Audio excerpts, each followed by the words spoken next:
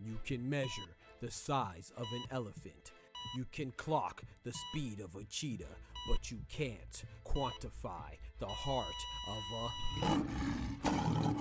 kings, queens, and in-betweens. Welcome to Dr. Boxing Talk. Stream starts now. The champ is here! The champ is here! The champ is here! The champ is here! The champ is here! The champ is here! The champ is here! The champ is here! If I tell you I'm good, probably you will say I'm boasting. But if I tell you I'm no good, you know one line.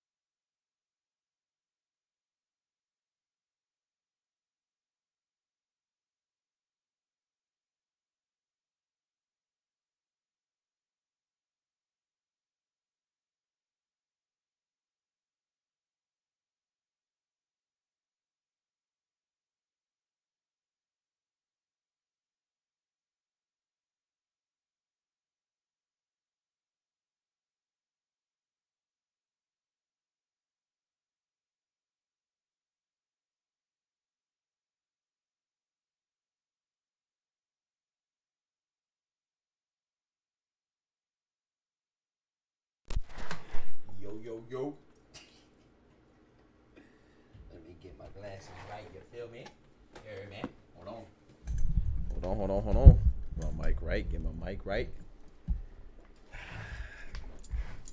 Alright, your boy here, man. Y'all know what time it is. The doctor's in the house. What it do? Let me fix my sub count. Get my sub count cracking. All right. Yes, sir. Let's hit this roll call real quick, man. Who we got in here? We got my boy Dub in the building. Dub the Thug. We got Ty Bodega Boys in the building. He said, Ty, my brother, yes, we strapped in. What's good, fellas? What's good, man? Let me make this poll real quick, too. I got to make this poll, right? Shout out to my boy, shout out to, don't forget to like the video. Shout out to, Kendrick. Gotta make that poll. Make sure people like the video. You feel me? Yeah, man. Water. Before we get started, you know we gotta thank the Most High. Let's get right to it. Please join me. Bow your heads. Dear Heavenly Father, we thank you for your blessings, Lord. We thank you for your love. We thank you for your glory leading us into this night. As we get to wind down, and hopefully, be thankful for everything that transpired throughout the day.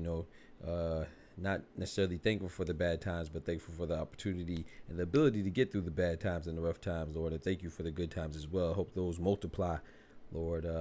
And dear Heavenly Father, continue to bless us, Lord. Continue to keep our head on our shoulders, and and continue to give us a spirit of pride and joy and purpose, Lord. And let us reach our purpose, Lord. And idle hands is never a good thing, Lord. So let's put our talents to work and embrace the work and not be afraid of it, Lord. And we still believe in that hard work pays off, and and using your blessings pay off, Lord. So please let's be a blessing to ourselves through our own works, and also through our works be a blessing to others as well, Lord. Through Jesus' name, amen. Amen, amen, amen. He said, what happened to your channel? He said, what happened to your others? This man came in cussing during the prayer. Jeez, I'm peace. That's crazy, yo. What up, Lambo? That's wild. Lambo in the building. I ain't gonna lie, I almost didn't recognize you. I had to think about it for a little bit. It ain't nothing happened to my other channel, man. I told y'all, man. Y'all thought I was joking. I don't like Tekken like that, man. I'm not into Tekken like that, bro. It's just because I'm a competitive person and I like to be, whatever I'm doing, I like to do it to the fullest. But I did not like Tekken. Tekken 8 was worse than Tekken 7. I told you, if Tekken 8 was as bad as Tekken 7, I would not play it. People thought I was joking. I'm not. Tekken is trash. And I think the only thing worse than the game itself are the people that play it. I think the people that play it are people act ridiculous, like I said. But I've never seen a video game garner sexual predators and people threatening to shoot up venues, man. It's weird activity, man, and I don't want to associate myself with that, to be honest. But shout out to you, though. There was some dope people there. He said, you messaged me on Discord? All right, bet. I got to check it out, man. Appreciate you coming through, man. But anyway, let's get to this boxing stuff, man. So, off the rip, man, we have there's still some news in the AJ, Anthony Joshua realm of things, man. Heavyweight division, man. AJ has been very I ain't gonna say very vocal, but he's been talking, and people have been talking about him and trying to keep the man down. And I think it's real crazy how people flip on you. It's like, it never ceases to amaze me, right? How people will treat you like this on one day and treat you like this the other day. Not even a day, it's a moment, right? So it's just crazy to be like, man, how people could just flip on you. That's why I think it's important that you do. I think it's important that you do whatever makes you happy. You live by pleasing yourself, and the people that rock with you will rock with you regardless. And some people you'll see quickly how many people don't really rock with you. They're just there for the ride because the ride is joyful, But when the ride gets a little bumpy, they ain't rock with it. He said, "Hey, but you were still one of the best PSN tickets." Man, I appreciate that, bro. Shout out to you, man. I mean, I don't know, man. I ain't gonna. You never know what the future holds, but I don't think I'm rocking with Tekken, man. Like I said, you're cool, and there's a few cool ones, but the majority of them, man, I don't know, bro.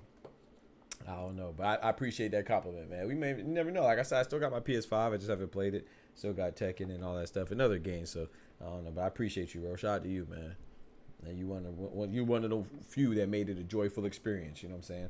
But yeah, so AJ's been talking, and of course he said he's not retiring, but he's saying he prioritizing the rematch with Dubois. He wants a rematch, bro, which is crazy. Like, I'm not gonna lie. I think AJ could win, of course. He's not a bad fighter, but I don't think that that's recommended, at least not immediately, because of course he wants to be a 3-time world champ, and this would be the easiest route to do so, right? Just beat Dubois, because of course Usyk, like I said, we talked about this yesterday and this morning, right? Usyk has 3 of the other belts and Dubois has 1 belt. Well, Usyk is already occupied with Tyson Fury in December, right? Good Lord willing. So that leaves only 1 belt. And he knows that the person who has the 1 belt is free because they just got out of a fight. You know what I'm saying? So his quickest path to being a 3-time champion at heavyweight is to go back and fight Dubois again. But I don't think that will behoove him, man. I don't think that's smart. At least just take a little break, in my opinion. Not necessarily a break from boxing, but just a break from Dubois, you may not even want to stay in Britain right now. You might want to go back. Ain't he Nigerian? Go to Nigeria for a couple weeks. You know what I'm saying? Maybe go down to the Cayman Islands, you know, take a little break and then get you a fight against like a Jermaine Franklin and fool people again and make them think that you back, you know, even though I never thought he left, but, you know, get people, let me not say fool, but get people hyped up again, you know, about your activity in the game of boxing. You know, I don't think he should jump right into a fight with Dubois, but at the same time too, he's still in shape, you know, as fast as he got. Not fast, but, you know, as quick as he got knocked out. Well, that's a synonym for fast. He did get knocked out in brutal fashion, but, you know, it wasn't like a long 12-round beating for the duration of an entire match, right? He got packed up, you know, in 5 rounds, and, you know, that's the beauty of heavyweight boxing too. You can go out quickly. Your punch resistance may decrease, but at least you're not taking sustained damage for a course of 12 rounds like some of the featherweights do and some of the welterweights do and stuff like that. So I think that he could be still in shape and then, you know, line up a fight for early 2025 or maybe like February 2025 or something like that, good Lord willing, and get a rematch. And he could win. Like I said, he wobbled him. You can always take that back. If you could wobble somebody in the heavyweight division, then you always have a chance. If he would have landed another good shot, we'll be talking about something completely different. You know, after he wobbled him, he would have landed again. So I don't think he should do the rematch. I don't think that Ben Davison or Eddie Hearn should permit him to do that. I mean, if they have a say, of course they're going to stand behind him. He's the boss ultimately, so they do whatever he says. But I think they should try to.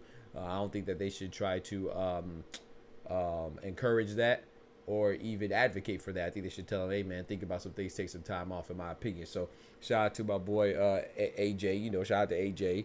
He still wants to come back. That's good that we see the warrior spirit in him. He's demonstrated that again. That's good that we see that he wants to fight still, and he's not scared of dynamite Dubois, even though he got hit with that dynamite multiple times throughout the course of those 5 rounds.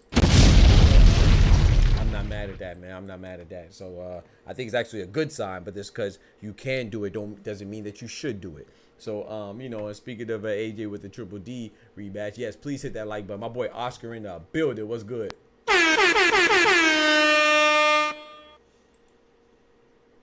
My guy, is this LDBC or New Media Channel? I hope not. They are biased or racist. I mean, why would you come in here and ask that question? I mean, you either stay around and find out for yourself, or you could keep it pushing. I don't even know why you would come in and ask a stupid question like that, to be honest. Why would you assume that it's the LDBC channel? Because I'm black? Is that why? So if I was white, would I not be considered the LDBC channel? Or if I was Hispanic? Some people say the dumbest stuff. Like, bro, you either watch and get, like, you weren't invited, bro. If you want to be here, be cool and chill and stay a while and find out for yourself. If you want to make assumptions, get the fuck on. I don't like people generalizing, stereotyping, or making assumptions, bro. Doc, I got one question. Who looking for that smoke? Man, ain't nobody looking for that smoke, man. My boy Oscar in the building, bro.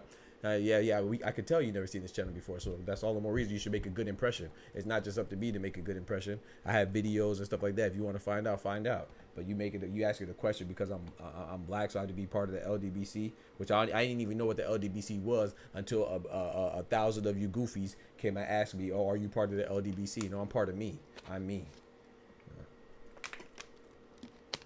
What kind of question is that, bro? Whatever, bro.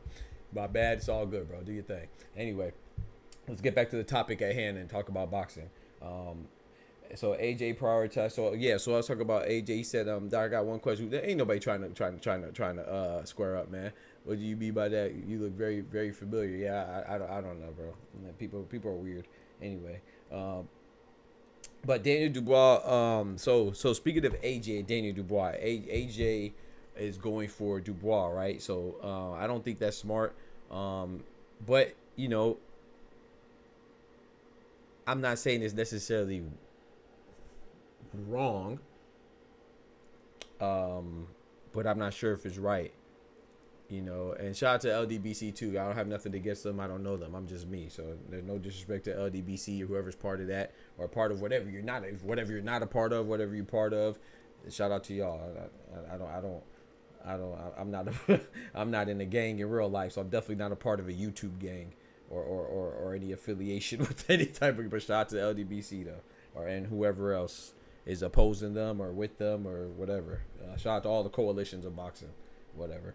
But anyway, yeah. So speaking of AJ, man, and the AJ rematch, like I said, I don't think it behooves AJ to go for the rematch. I think he should try to target the winner of Fury and Usyk, or even the loser. I think he should forget it. I think he should target Tyson Fury. I think Tyson Fury wins. I always thought Tyson Fury beats AJ, but I think that he has a better chance against Tyson Fury than Dubois. But once again, if Fury loses and AJ chooses to fight Fury, then it's not for a belt, so it's not going towards his goal of 3-time champion. You know, so as I say, Dubois makes sense.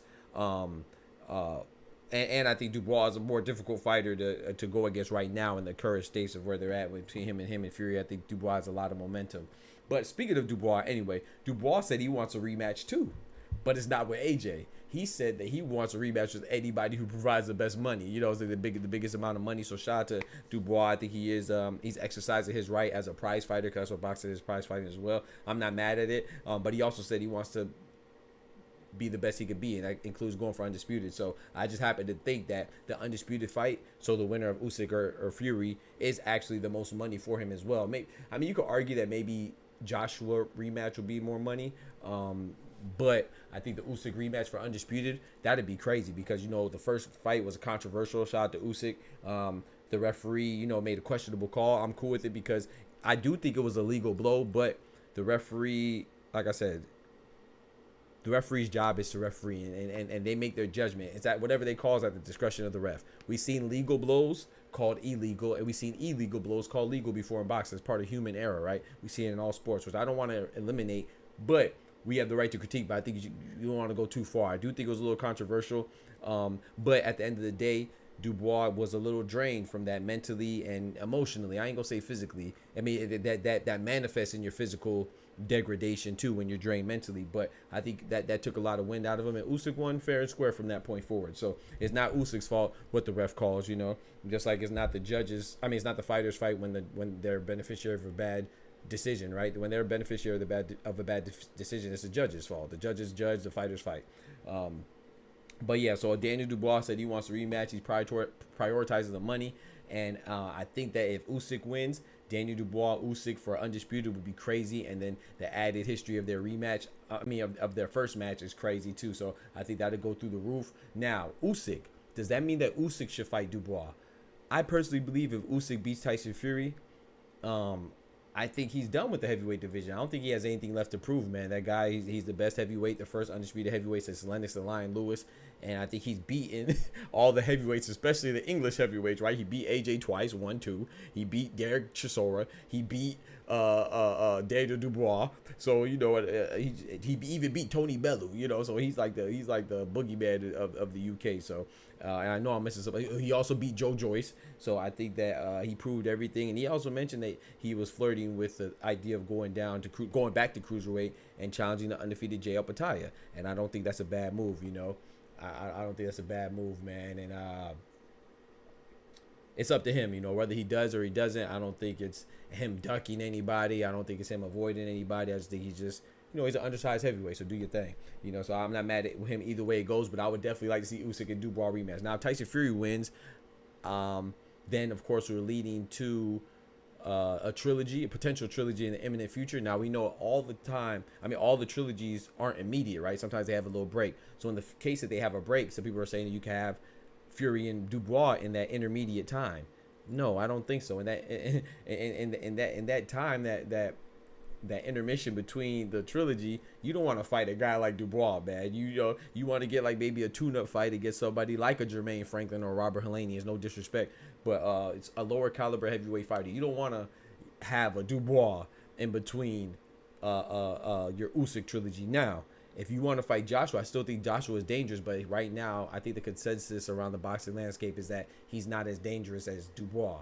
That being Tyson Fury. So, I mean, Anthony Joshua. So, I could see Tyson Fury versus AJ because he really wants the money, and there's no shame in that. This is their job. And you saw it was indicative of Tyson Fury getting mad when AJ got knocked out because, you know, that was probably the biggest fight for him as far as revenue generation goes and monetarily. So I could see if Tyson Fury wins. I don't see Tyson Fury versus Dubois, but I could be wrong. You know what I'm saying? I could be wrong because, hey, if Tyson Fury wins, maybe Usyk and his team wouldn't even be interested in the trilogy. Maybe they're like, hey, man, I'm done. I got undisputed. I'm out. You never know how it goes, though, man. But with that being said, no matter what Dubois does, I hope he gets to the money. He deserves his position that he's in, man. He's had a hell of a career resurgence, and his career has been revitalized. And he got rid of, for the most part, he's got rid of that label of quitter, which I thought was erroneous. I thought that was bestowed upon him in an unfair fashion. He hurt his eye. It's documented that a literal eye specialist said that if you took any more damage to his eye, took any further additional damage, he could have been permanently double-sided and also or potentially lost vision in his eye. So he was getting punched on by another heavyweight boxer. It wasn't like he just quit because he couldn't see. His eye was literally sealed shut. He was getting punched in his eye for a while before he succumbed to the injury and the lack of vision, his vision being impaired. So anybody that calls him a quitter usually comes from people that wouldn't bust a grape in a food fight, and the closest they think they come to a confrontation is banging their fingertips on the keyboard. So shout out to him anyway. He dispelled that. And he's doing his thing, man. So shout out to Daniel Dubois. But also another contender has been calling out Triple D, Daniel Dynamite. Martin Bakole has been calling out Triple D. I think that's very interesting because Bakole, shout out to Bakole, man. He just upset Jared Big Baby Anderson representing the Democratic Republic of Congo. I like Martin Bakole a lot, and he's very dangerous. He has some infamous sparring stories with a lot of heavyweight contenders, including Daniel Dubois, and apparently he's back on it. He said, hey, man, I want Dubois, but that's a good sign for Dubois, right? Because heavy is the head that wears a crown. When you're in the front, that means you have a bigger target on your back because you are in the lead. He's just behind now. Him and AJ swap places, so he's only behind Usyk and Fury right now. I think that's a consensus around the boxing landscape that he is the third best heavyweight, and he should be. And Bakole should be calling him out because he should be looking up and trying to go forward.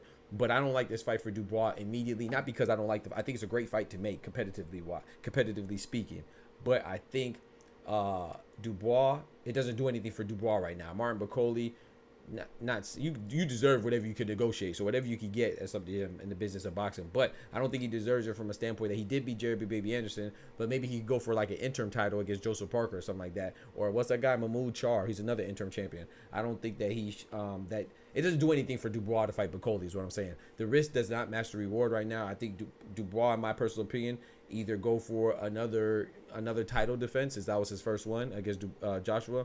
Maybe have like a intermediate level fighter be him, and then prepare for the potential winner of Usyk or Fury. But like Usyk having 3 belts, if he wants to go for undisputed, fighting anybody else is just a bonus right now. So I don't think that fight makes sense, but I would love it. But me selfishly though, with the fight that I want to see being made is Big Bang Zhang versus Bakole. I think that's a matchup made in heaven. I think that's a fight of the year candidate easily. So I would like that fight. But of course, with Zhang, Frank Warren has said that, who's his promoter with Queensberry, has said that he wants him to exercise his right to a rematch against Joseph Parker. So I think that'd be good too. All right, let me try to catch up to some messages, man. All right, we got my boy Legacy in the building. We got my boy Oscar. He said, I don't think Keyshawn beats Tank Shakur, but I could be wrong. Usyk did it all he could and beat England. Apparently they is the best. Yep, and we're going to address that Keyshawn statement too. Facts off aloud. Said he could even just run off into the sunset. Yeah, exactly, Ty. He could just run off into the sunset and retire. Facts. Doc, would be cool if you join the JBT Tank Support Program. They cool dudes.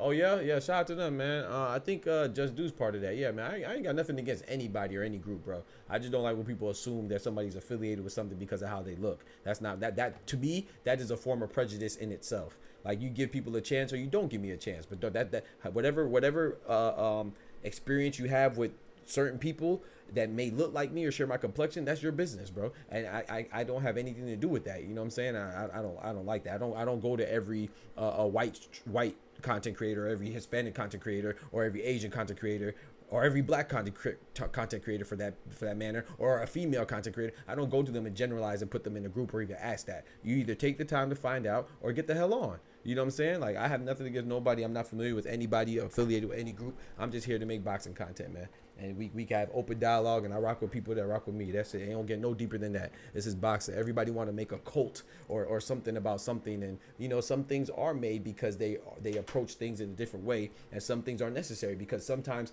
people will automatically assume because you like something and you look a certain way that you have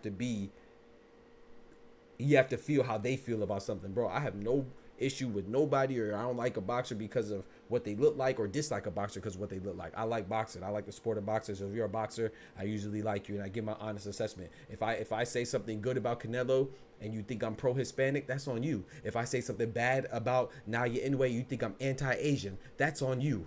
You know what I'm saying? I'm very thorough and meticulous about the work I do, and I have a lot of integrity, and most importantly, I don't have no malice in my heart. So whatever you assume is on you, bro. I critique black boxers the same as I critique white boxers, same as I critique Asian boxers, same as I critique Hispanic boxers, same as I critique male boxers, same as I critique young boxers, ugly boxers, pretty boxers, female boxers. It don't matter. I just critique boxers. I love boxing. So anything else that you assume is on you, because when you make an ass, when you assume and make an ass out of you and not me. You know what I'm talking about? So I don't even like those questions. I really have a pet peeve, because to me that means you have some type of a preconceived notion and some stance on something that got nothing to do with me, and it's probably wrong, you know, because a lot of times people think that you're being one way and it's just a reflection of how they think, because they think people think like them. You know what I'm saying? I don't think like you, bro. I don't think like you at all. So like I said, shout out to all the coalitions and groups out there. Shout out to LDBC or whatever, you know what I'm saying? They never did nothing wrong to me, so to me they're good. And shout out to everybody who considers themselves whatever is the opposite of LBDBC. Shout out to them. They never did nothing to me. They're good to me too. I really ain't got time for that BS. But let me see. He said, my boy Cito in the building. What's good? He said, can you believe someone threw a soda and hit my head? Lucky for me, it was a salt. Smoochie said that one, I think, already. That was a good one, though. Cito, my guy. Yo, where Patrick at? Who Patrick? What is the most popular fish in the sea? A starfish. He said, Patrick, I'm asleep. Get out, Cito. Get out, Cito. But yeah, man. So I think that Bakole fighting. I think there's some options for Dubois, and I think Bakole will be one of them. That'd be a great fight. But Ajit Caballero would be a good fight too. Who would be mad at Dubois versus Caballero? Who would be mad at Dubois versus give me another one, Big Bang Zhang? Who would be mad at Dubois versus Bakole? Like, these are all great fights, man. So the heavyweight division is revitalized, is having a boom right now, and I love it, man. And I think that it's necessary for the success of boxing, because as you know, boxing goes as the heavyweight division goes usually, and right now it's on the up and up. So, and boxing 2024 has been on the up and up. So I love it, man. Now let's get right to this. What else was I going to talk about? Let's talk about Keyshawn Davis, man. The main subject of today. You see it right there where it says he beats them all. I'm not saying that. Keyshawn said that. You know, Keyshawn went on a little rampage, man. He's been calling out the Vargas brothers, saying that it should be Davis brothers versus Vargas brothers. I'm for it, whatever. And he said he said not only will he beat Haney, he said Haney is easy.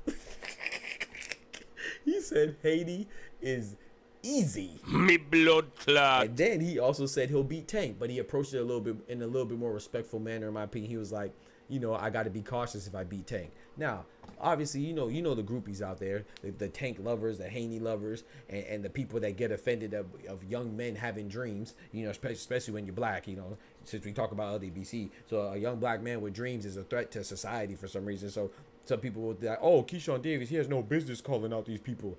What are you talking about, bro? This is how he's supposed to feel. He's a fighter by nature. He didn't have to box. He voluntarily boxed. He voluntarily fought. He's supposed to believe in himself, because when you don't believe in yourself, how can you convince anybody else or expect anybody else to believe in you? So shout out to Keyshawn Davis. Do I think he beats Tank? Hell no. I think he gets smoked right now. But he's supposed to feel like he's the best. He's supposed to feel like he could beat the Vargas brothers by himself. He's supposed to feel like Devin Haney's easy money. He's supposed to feel like he could beat Tank. Well, how do you want them to feel? It's like when people were mad at Anthony Joshua in round 5 when he said that Daniel Dubois was shit. What is he supposed to say? Oh, I'm about to fight Godzilla? Is he supposed to approach him like some impregnable, gigantic kaiju that he cannot overcome? No, you're supposed to feel like you could beat somebody. That lets me know that people just don't compete and they don't have any self-confidence. So anybody that's confident in themselves, they get offended because they're really insecure. Tighten up with your security, man. You're insecure. There's nothing wrong with Keyshawn Davis, who's a fighter by profession and probably a fighter by nature, believes that he could beat anybody. How else is he supposed to feel? What are we talking about, bro? Bro, look at my channel right now. We have 10 people in my channel, bro. I think I'll have the best channel on boxing. I think I have the best boxing channel on YouTube. I'm supposed to feel like that. Do the numbers indicate that? No. Does anything else validate that? No. I felt that way since I first started. Now, of course, I'm not cocky. You know, so like sometimes I get a little discouraged. Of course, I'm human, but my self motivation is through the roof, bro. You know what I'm talking about? Like I'm self motivated. I have self belief. I have pride, and most importantly, I have God. You know what I'm saying? I have faith in God. So just because I can't see that I'm the best right now, doesn't mean I can't feel that I'm the best. Because in order for me to see that I'm the best, I have to feel that way. You think I got my PhD when I felt like I had a PhD? Or did I believe I could get a PhD and then I got it? You think you become a champion? You feel like you're a champion when you become a champion? No, you should feel that you are, and that's when you acquire it. That's a driving force in order for you to get it. That's the catalyst for you to even acquire these things and accomplish these things. So when people hate on somebody that's confident, you're just a joke. You're a joke, bro. Like you got to do some self reflection or inflection, self reflection, and just think about who you are and why you threatened by somebody else being confident. So do I think he could beat Tank? No. Do I think he could beat Haney? Yeah. But do I think it will be easy? By no means.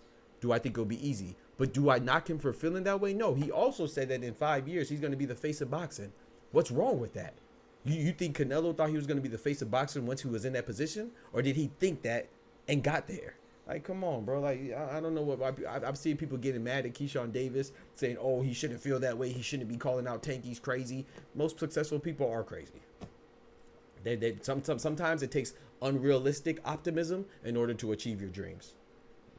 So there's something wrong with you if you don't have confidence in yourself. Well said, Doc. I agree with your statement. I appreciate it. Thank you, Legacy. Thank you, bro. He said Keyshawn's supposed to say that. I don't know why they act like Tank. Exactly, Dante in the building. About 4 or 5 more fights, but he got talent. Yeah, he got talent. Exactly, and he has talent, and he has wins. He doesn't have the most wins. He doesn't have the best opponents, the highest caliber of opponents. But you're supposed to feel this way, bro. If you start waiting, if he doesn't believe he could beat Tank until he's in the ring with Tank, he already lost. You know, you probably should have signed that contract, brother. You know what I'm talking about? So you're supposed to feel that way. Like I said, I will reiterate and I'll double down. I don't think he'll beat Tank, but I'm not supposed to feel like he'll beat Tank. You know why? That's his job to convince me. That's his job to make me a believer. That's his job to go fight Gustavo Lemos and beat him convincingly and impressively to be like, dang, I might reconsider that he might be able to beat Tank. He might actually make Devin Haney look easy. But you know, so the reason why I believe Tank is good, not because I'm infatuated with his looks, not because I like the girl he's dating, not because we're from the same place, not because we have the same skin complexion. Well, we don't. He's way lighter than me. You know what I'm talking about? He could pass for he could pass for a Hispanic. But point is that I believe in Tank because he earned that. Canelo's one of my favorite fighters, not because we're both Mexican. I'm not Mexican. But he earned that. You know what I'm saying? I didn't just see Canelo and be like, oh man, I love the name Cinnamon, so I rock with Cinnamon. No, he earned that by his feats. That's why I believe that he's one of the best, because he beat people time and time and time again. He performed. So, and Keyshawn's on that path. So yeah, I don't understand why people, like I said, to me, when people get offended by other people being confident and they try to say that, oh, they need to be humbled, it's just because you're insecure with yourself and you need to tighten up. Go pray. Go get some consultation from your mother, a pastor, a professor, or somebody that you look up to, or something like that. Because everybody should be confident. Nothing wrong with confident. And there's a difference between being confident and cocky. You could be arrogant, but you should never lack confidence. Being arrogant is different. It's like, oh yeah, you're diminishing other people. You're discrediting other people. You're omitting other people's accomplishments and accolades, and you treating them badly. You know what I'm saying? Because you're full of yourself. That's not the same as being confident. First of all, in my opinion, as somebody who only box at the amateur level, if I wasn't confident, I wouldn't step in the ring to box somebody, even at the amateur level, to even spar. So I don't know what people think, man. Yo, Ray Davis in the building. What's good, brethren? I think that he has a perfect mindset. That doesn't mean you have to agree with him. Doesn't mean you can't critique him. Doesn't mean that you can't hold him to it. But he has the perfect mindset to be a fighter. That's what you want out of a fighter. It kind of annoys me when people get offended by that. It's like, bro, what's wrong with you? He said, to be fair, all the boxing world be thinking Haney easy work after PED. Yeah, facts. But I'll be fair. But I'll be honest too. I'm not gonna put that on Keyshawn. Well, he did say this, so it'll be me going against his word. He said that it has nothing to do with the Garcia fight. He thought that he would beat Devin Haney before then. You know what I'm saying? And I have to believe him because like I said, you know this. I put money on Ryan Garcia. So I believe that Ryan Garcia was going to beat Devin Haney. So maybe Keyshawn saw the same thing, not necessarily thinking that Ryan Garcia was going to beat him, but he sees some vulnerabilities that he can exploit. You know what I'm saying? So I don't necessarily think that him thinking that is a reflection of what transpired between Haney and Garcia and the PEDs. I think that's just how he could feel, and I think he should feel like that. Shushu said he beating Monster. He's supposed to say, exactly. Do I believe that? Perfect example, Dante. Shushu said he could beat Monster. Do I think he can? Hell no. Not right now. I mean, I need to see Bruce Shushu Carrington against a top 10 contender. I need to see him at least against a top 10. He hasn't even fought a top 10 contender yet, much less another champion. He hasn't fought Nick Ball, who's a champion. Hasn't fought Ray Vargas, who's a champion. Hasn't fought Espinosa, Rafael El Divino Espinosa, who's a champion. He hasn't fought Ray Vargas, who's a champion. So do I believe him? No, I'm not supposed to believe him, because I'm not somebody who gets caught up in hype. But I do think he's good. I do think he has. I'm not saying hype as in he's not good. I'm not saying hype as in a knock on him or his skill set. I do think he has a skill set to be successful. I do think he has the tools to be a future pound for pound talent. But what else do you need in that equation? You need the opposition to convince me. And I need you to have high caliber opposition that you beat. You know what I'm saying? I didn't think Terrence Crawford was going to be undisputed, 2 times undisputed the first time I saw him. No, but he started convincing me once he did what he did to Yuriorkis Gamboa, who was undefeated at the time. He started convincing me when he did what he did to Victor Postal, who was an undefeated champion at the time. He started convincing me when he beat Sean Porter, who was a former champion at the time, and Kell Brook, and Errol Spence, who's pound for pound, and so on and so forth. So I think your works is what convinces people. However, your belief is where it starts. Your thoughts is where it starts. So I think people are crazy, man. People hate on happiness. Facts. People talk to them. People hate on happiness. That's powerful. Yeah.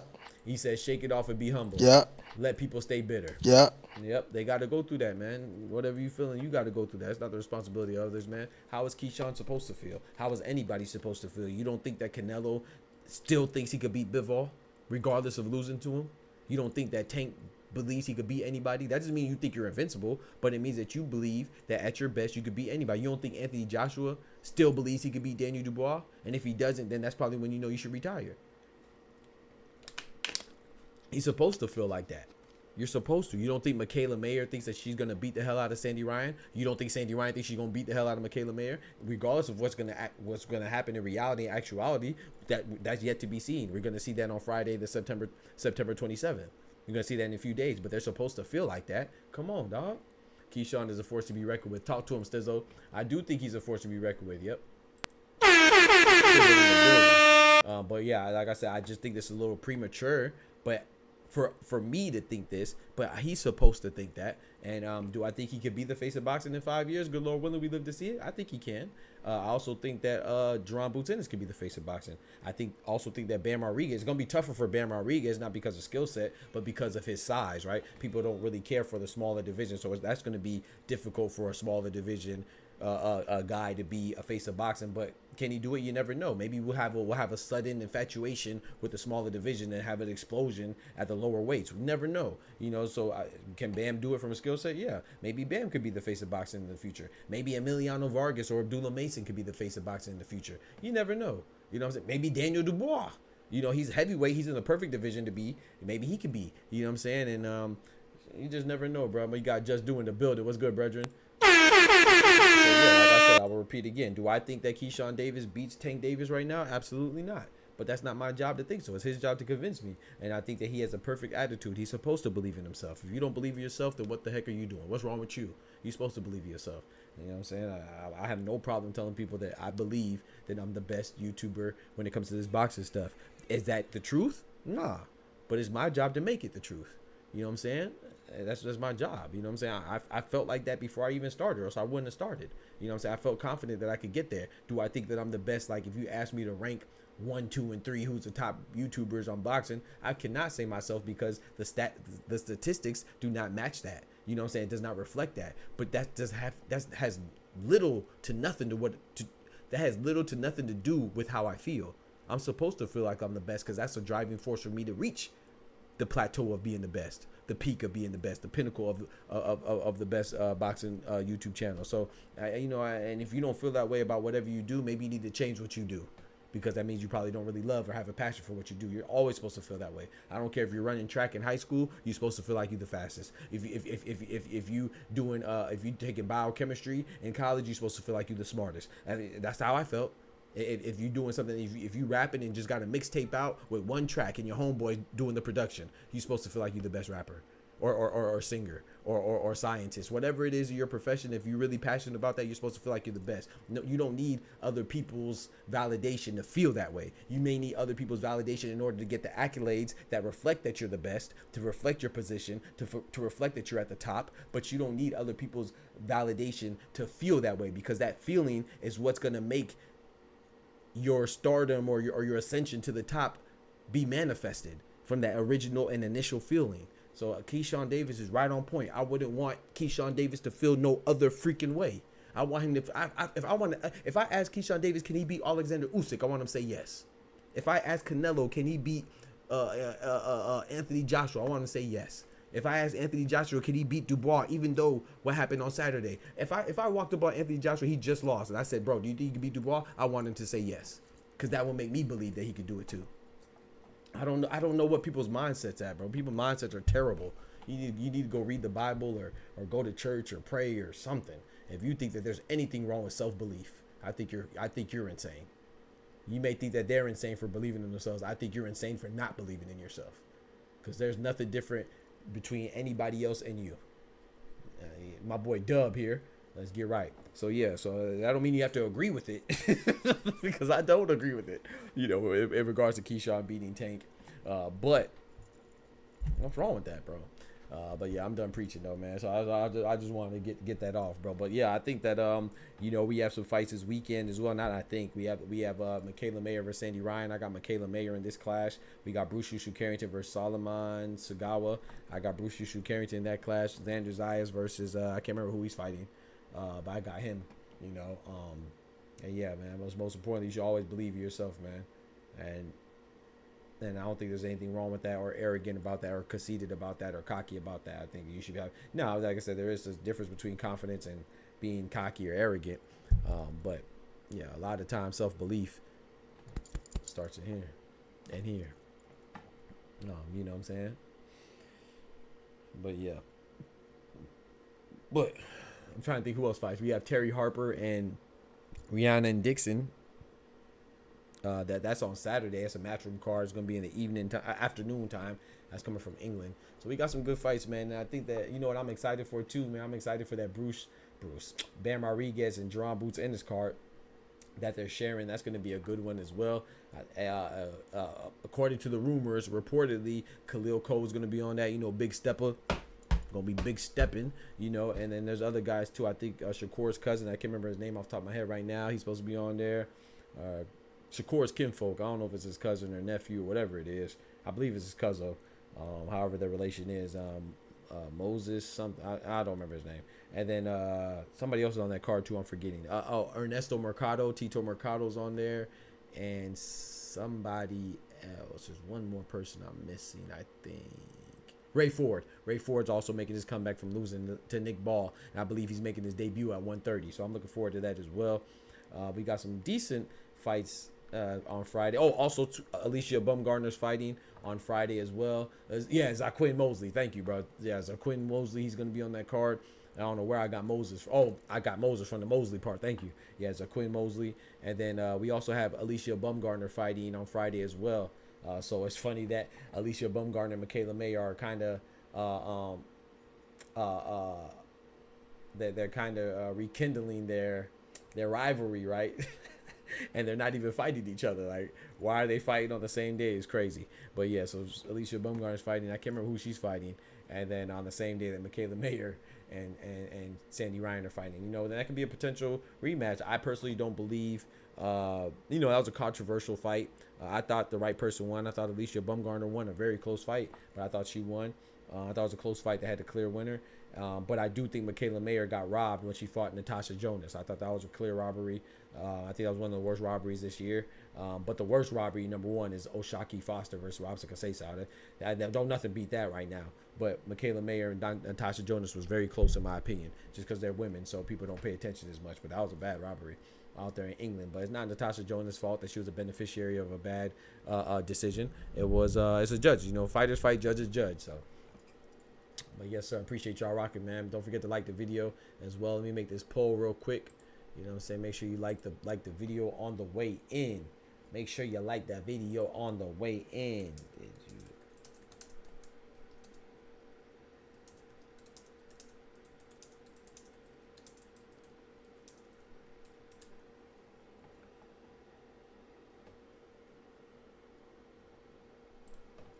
And go check out that video I just dropped today as well. Said, isn't Bumgarner fighting? That's it. Delphine Pursoon. Thank you. Yep, that's it. No, that's it. I couldn't remember who it was. That's exactly it. Thank you, Karma. Karma in the building. What's good, Karma? Hey,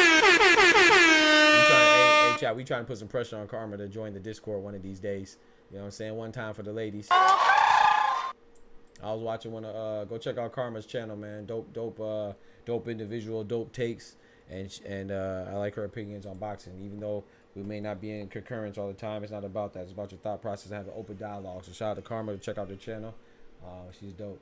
I was watching one of her videos where she was interviewing some rap group or something. Crit Life or something like that. You know what I'm talking about? She had the backstage passes. I seen you. I don't know how I stumbled upon that video. I think it was one of the times when you made a announcement or something about something, and I clicked on it, and then it brought me to your channel, and I saw that, and I was curious. I clicked on it.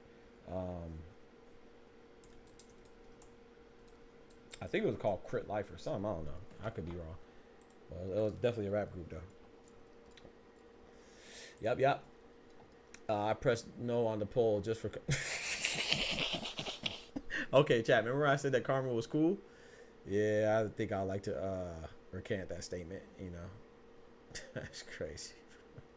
I don't know what about me. Like, people just like to troll me, though. I don't know what it like. I don't know. Like, people don't run up on me like this in real life, so I know it's not me.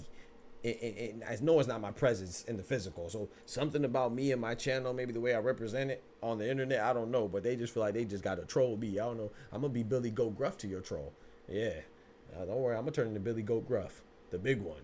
I'm gonna come smack that troll off the cliff or off the bridge or whatever it was. You know the story. Karma, you most definitely are dope. Got to join your panel one day when you drop the link. There you go. Shout out to Just Do, man. See, he knows. I ain't joining the panel though. She ain't finna mute and kick me. I'm not going. I'm not going. You know what I'm saying? But when I invite her over here, she out here ducking the smoke like Lomachenko.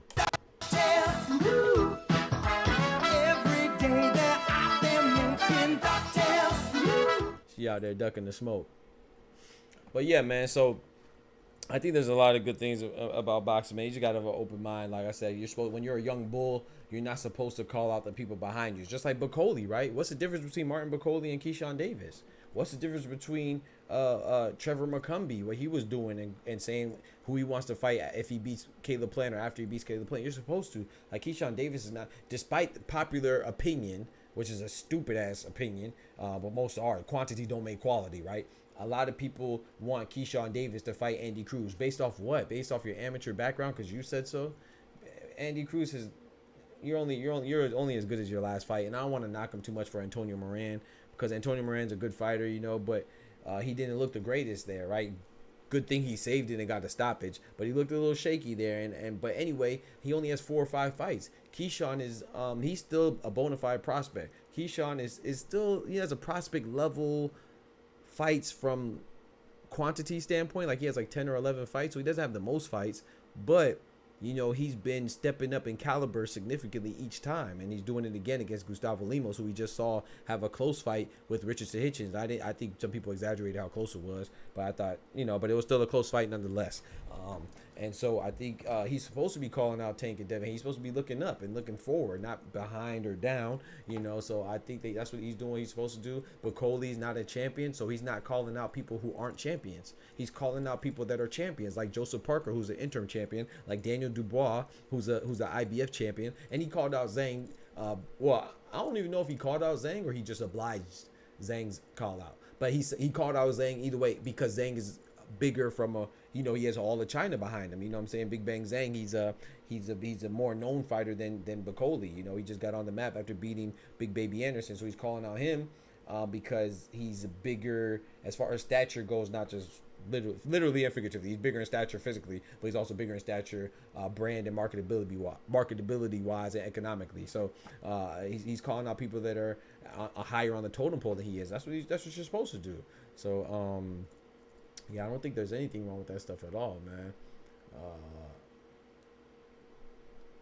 Yeah, I don't think there's anything wrong with that stuff at all. He said, is Hitchens really fighting Pedraza? Oh my gosh, I'm telling you, Carmen, that better not be true. But can I validate it 100%? No, but I could say that I've seen the same reports that you have, and I reported that when it first dropped, or when I first seen it. I don't know when it first dropped, but I reported that a couple days ago when I first saw it. And I for where I saw it at, I only saw it in a couple places, but the couple places I've seen it, they've been right on some things before. I have seen them wrong on some things before. There was a little article I saw, but yeah, I think that's what he's going for, and I think that's crazy. He's fighting Jose Pedraza. Yeah, I mean, I guess he fought Jose Zepeda not too long ago, right? So I guess he's keeping it consistent with the whole with the Jose, another Jose. He's fighting Jose Pedraza. I think that's terrible, man. He's been the IBF mandatory since Subriel Matias was the champion. He didn't get Subriel Matias. I don't think he was ducking. I'm not going to say that, but he didn't fight him for whatever reason. Now he's a mandatory for Liam Paro. I think, I'm not saying he has to fight them, but you can, in my opinion, it doesn't help your brand at all. You fighting Jose Pedraza, bro. You got to step it up, man. You got to step it up. Gustavo Lemos was a good win, but, you know, like I said, a lot of people thought it was controversial. I thought it was a very close fight that had a clear winner. I think that if I remember how I scored that, I think I scored it 8-4 for Richardson Hitchens. I thought he did enough to edge it out in the majority of the rounds. I don't remember having too many swing rounds in that. I don't think I did. But I thought it was a good victory, but it wasn't impressive by any means. No. Yeah, him fighting Jose Pedraza is definitely a step backwards. And I don't mind stay busy fights if that's what it ends up being. Like if he fights Jose Pedraza and wins and then comes back and fights Liam Paro or somebody at a higher caliber or a champion, preferably, then I would be a little more okay with this. But just on the surface, this looks bad. This looks real bad. In my opinion, I'm not excited for that fight at all. But yeah, I hope it's not true, but I think it is. I think it just might be. Oh my gosh, because when I first saw it, the first thing that came to my mind is the same thing as you. This better be bullshit, bullshit, bullshit, bullshit, bullshit, bullshit. But I don't think it is. I don't think it is. But yeah, man. So let me think of what else we want to talk about, man. I think it's gonna be a pretty short stream, man. Like I said, there's not too much to talk about. We talked about the Anthony Joshua. We talked about the heavyweight division, which I'm so glad it has a resurgence because I think boxing rocks with that. I mean, I'm not talking about for the purists, right? The purists love boxing regardless, I think. I know that's how I feel. And I like to say that people echo the same sentiments. But I will also say that, you know, from a casual standpoint, casuals are the majority of the fan base of every sport, not just boxing, but football, basketball, whatever. The majority of people that like basketball, they're not watching games 1 through 82. They're mostly watching the playoffs, and probably not even the playoffs, probably the finals or the conference finals and the all-star games. So the casuals make up the majority of the sports. You know, a lot of times sports is used as a social event. That's good. But boxing is no different. And so when I say that it moves with the heavyweight division, the general public likes big guys because big guys produce knockouts, you know.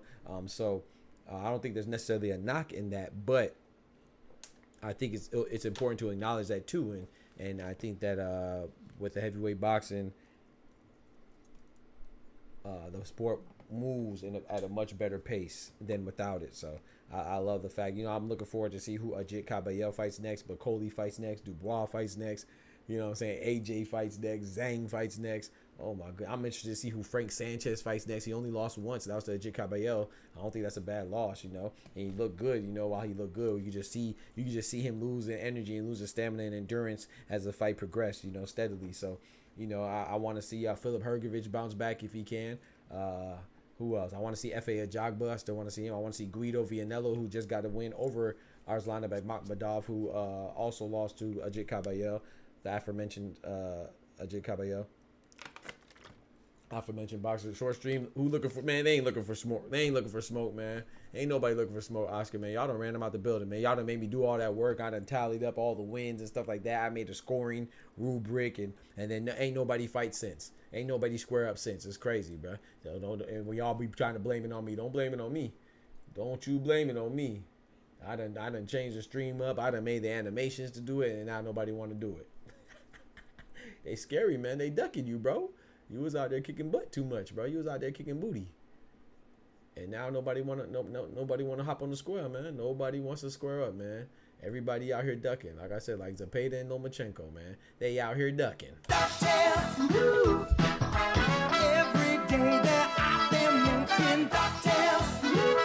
Speaking of ducking, you know what I saw, bro? Absurdity. Today I saw somebody make a blasphemous statement, bro. They said Dubois is ducking Bakole. You mean the same guy that just won 3 days ago? I know people, they got to be trolling. They just can't be that dumb. But anyway, like I said, bro, boxing is tough, man. The man just won. I don't even think I think Dubois is still in the ring right now. He probably ain't even leave the stadium yet. You know what I'm saying? Hypothetically, I'm just saying, I'm joking. But not hypothetically, I mean sarcastically. Excuse me, not hypothetically, wrong word. Sarcastically, I'm speaking sarcastically. But my point is that he ain't even get to put the belt down. He probably didn't even take off his shorts or take a shower yet. You know what I'm saying? They talk about he's ducking somebody already. It's ridiculous, bro. Everybody wants somebody to duck. I said there's so many overused terms in boxing, but the 3 most overused terms in boxing, from my perspective, in my opinion, is freaking duck, robbery, and casual. If you have a different opinion than somebody else, you're a casual. If you're rooting for somebody and they lose, no matter how close the fight was, they ain't even have to lose. If it's a draw, you know, and it's a close fight, it's a robbery because your favorite fighter did win. If a guy doesn't fight enough, not just a guy, girls too, because they be saying the women be ducking too.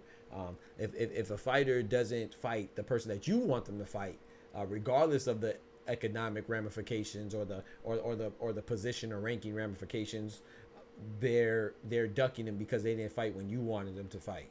Like there's no business side of boxing. Like it's a sport, meaning it has a business side to it. You know what I'm saying? Yeah, and you don't have to be aware of it. You don't have to familiarize yourself with it, but to be oblivious to the existence of it is disingenuous at best, man. You have to acknowledge its presence, because you know, this is not just gladiators walk up in the middle of the street and call somebody out and y'all fight to the death. That's not how it goes. There's a business aspect. If it doesn't make money, it doesn't make sense. So, you know, are you pulling people out? I can pull you up. Yes, sir. I can pull you up. It'll be my pleasure, bro. Shout out to my boy Oscar.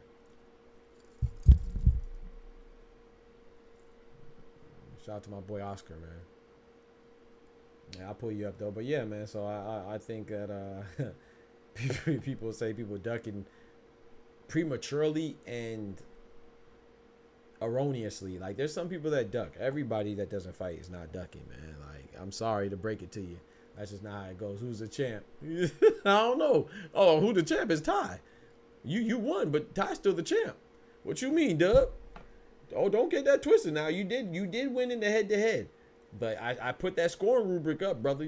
Ty's up by a wide margin, because Ty be with the smoke.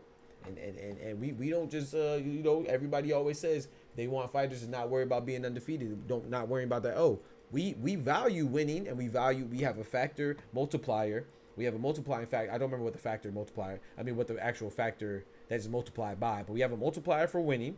We have a multiplier for streaks, and we have a multiplier for being available. You know, and so hey, the best ability is availability. You know what I'm talking about? And Ty be available, man. He be ready. So Ty's winning by a wide margin.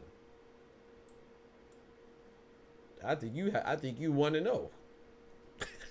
Yeah, win no championship being 1-0. My boy Oscar in the building. What's good, brethren?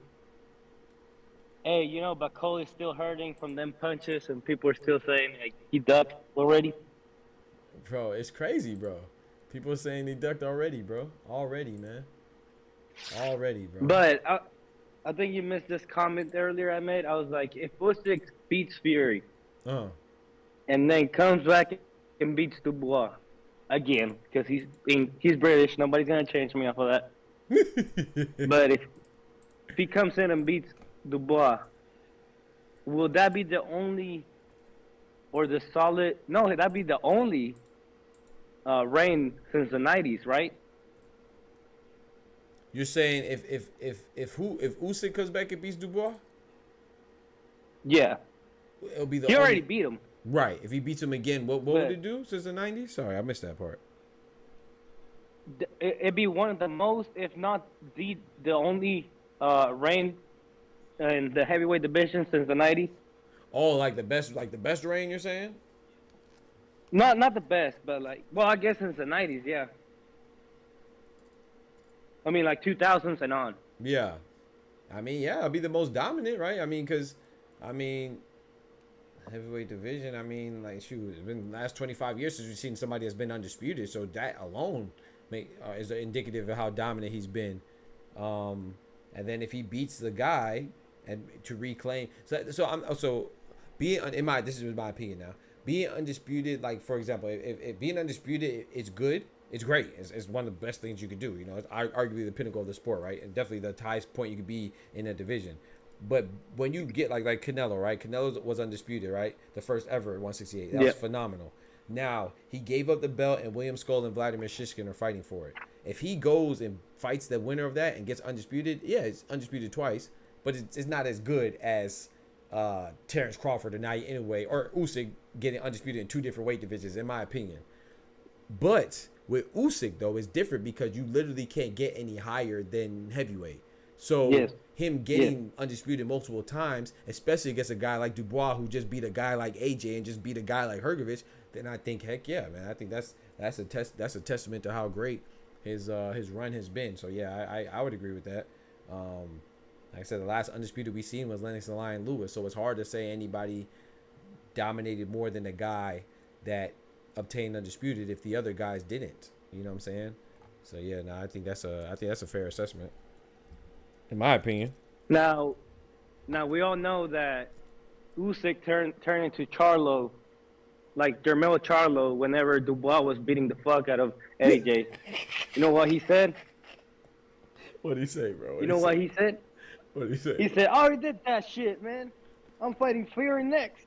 I already did that shit twice.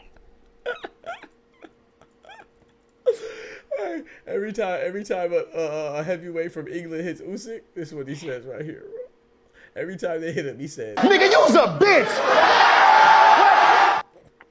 Usyk ain't worried about no heavyweight from England, man, or cruiserweight. What he did to Bellew, almost knocked Bellew out the ring. Oh man. Let's just put English fighter. Bro. At all. Bro, he don't respect no English fighters, bro. It's crazy. And Bakole may be pretty close, because didn't Bakole relocate from the Democratic Republic of Congo to somewhere in England, if I'm not mistaken? Definitely somewhere in Europe. Yeah, but I think it was in England specifically. That's a 50-50 fight, because he still got that Congo English blood. But yeah, he might be. He has a Congo blood, but he might be English by association. He's compromised. He's compromised. He might be English by association. He might want to change that visa to something else. Huh?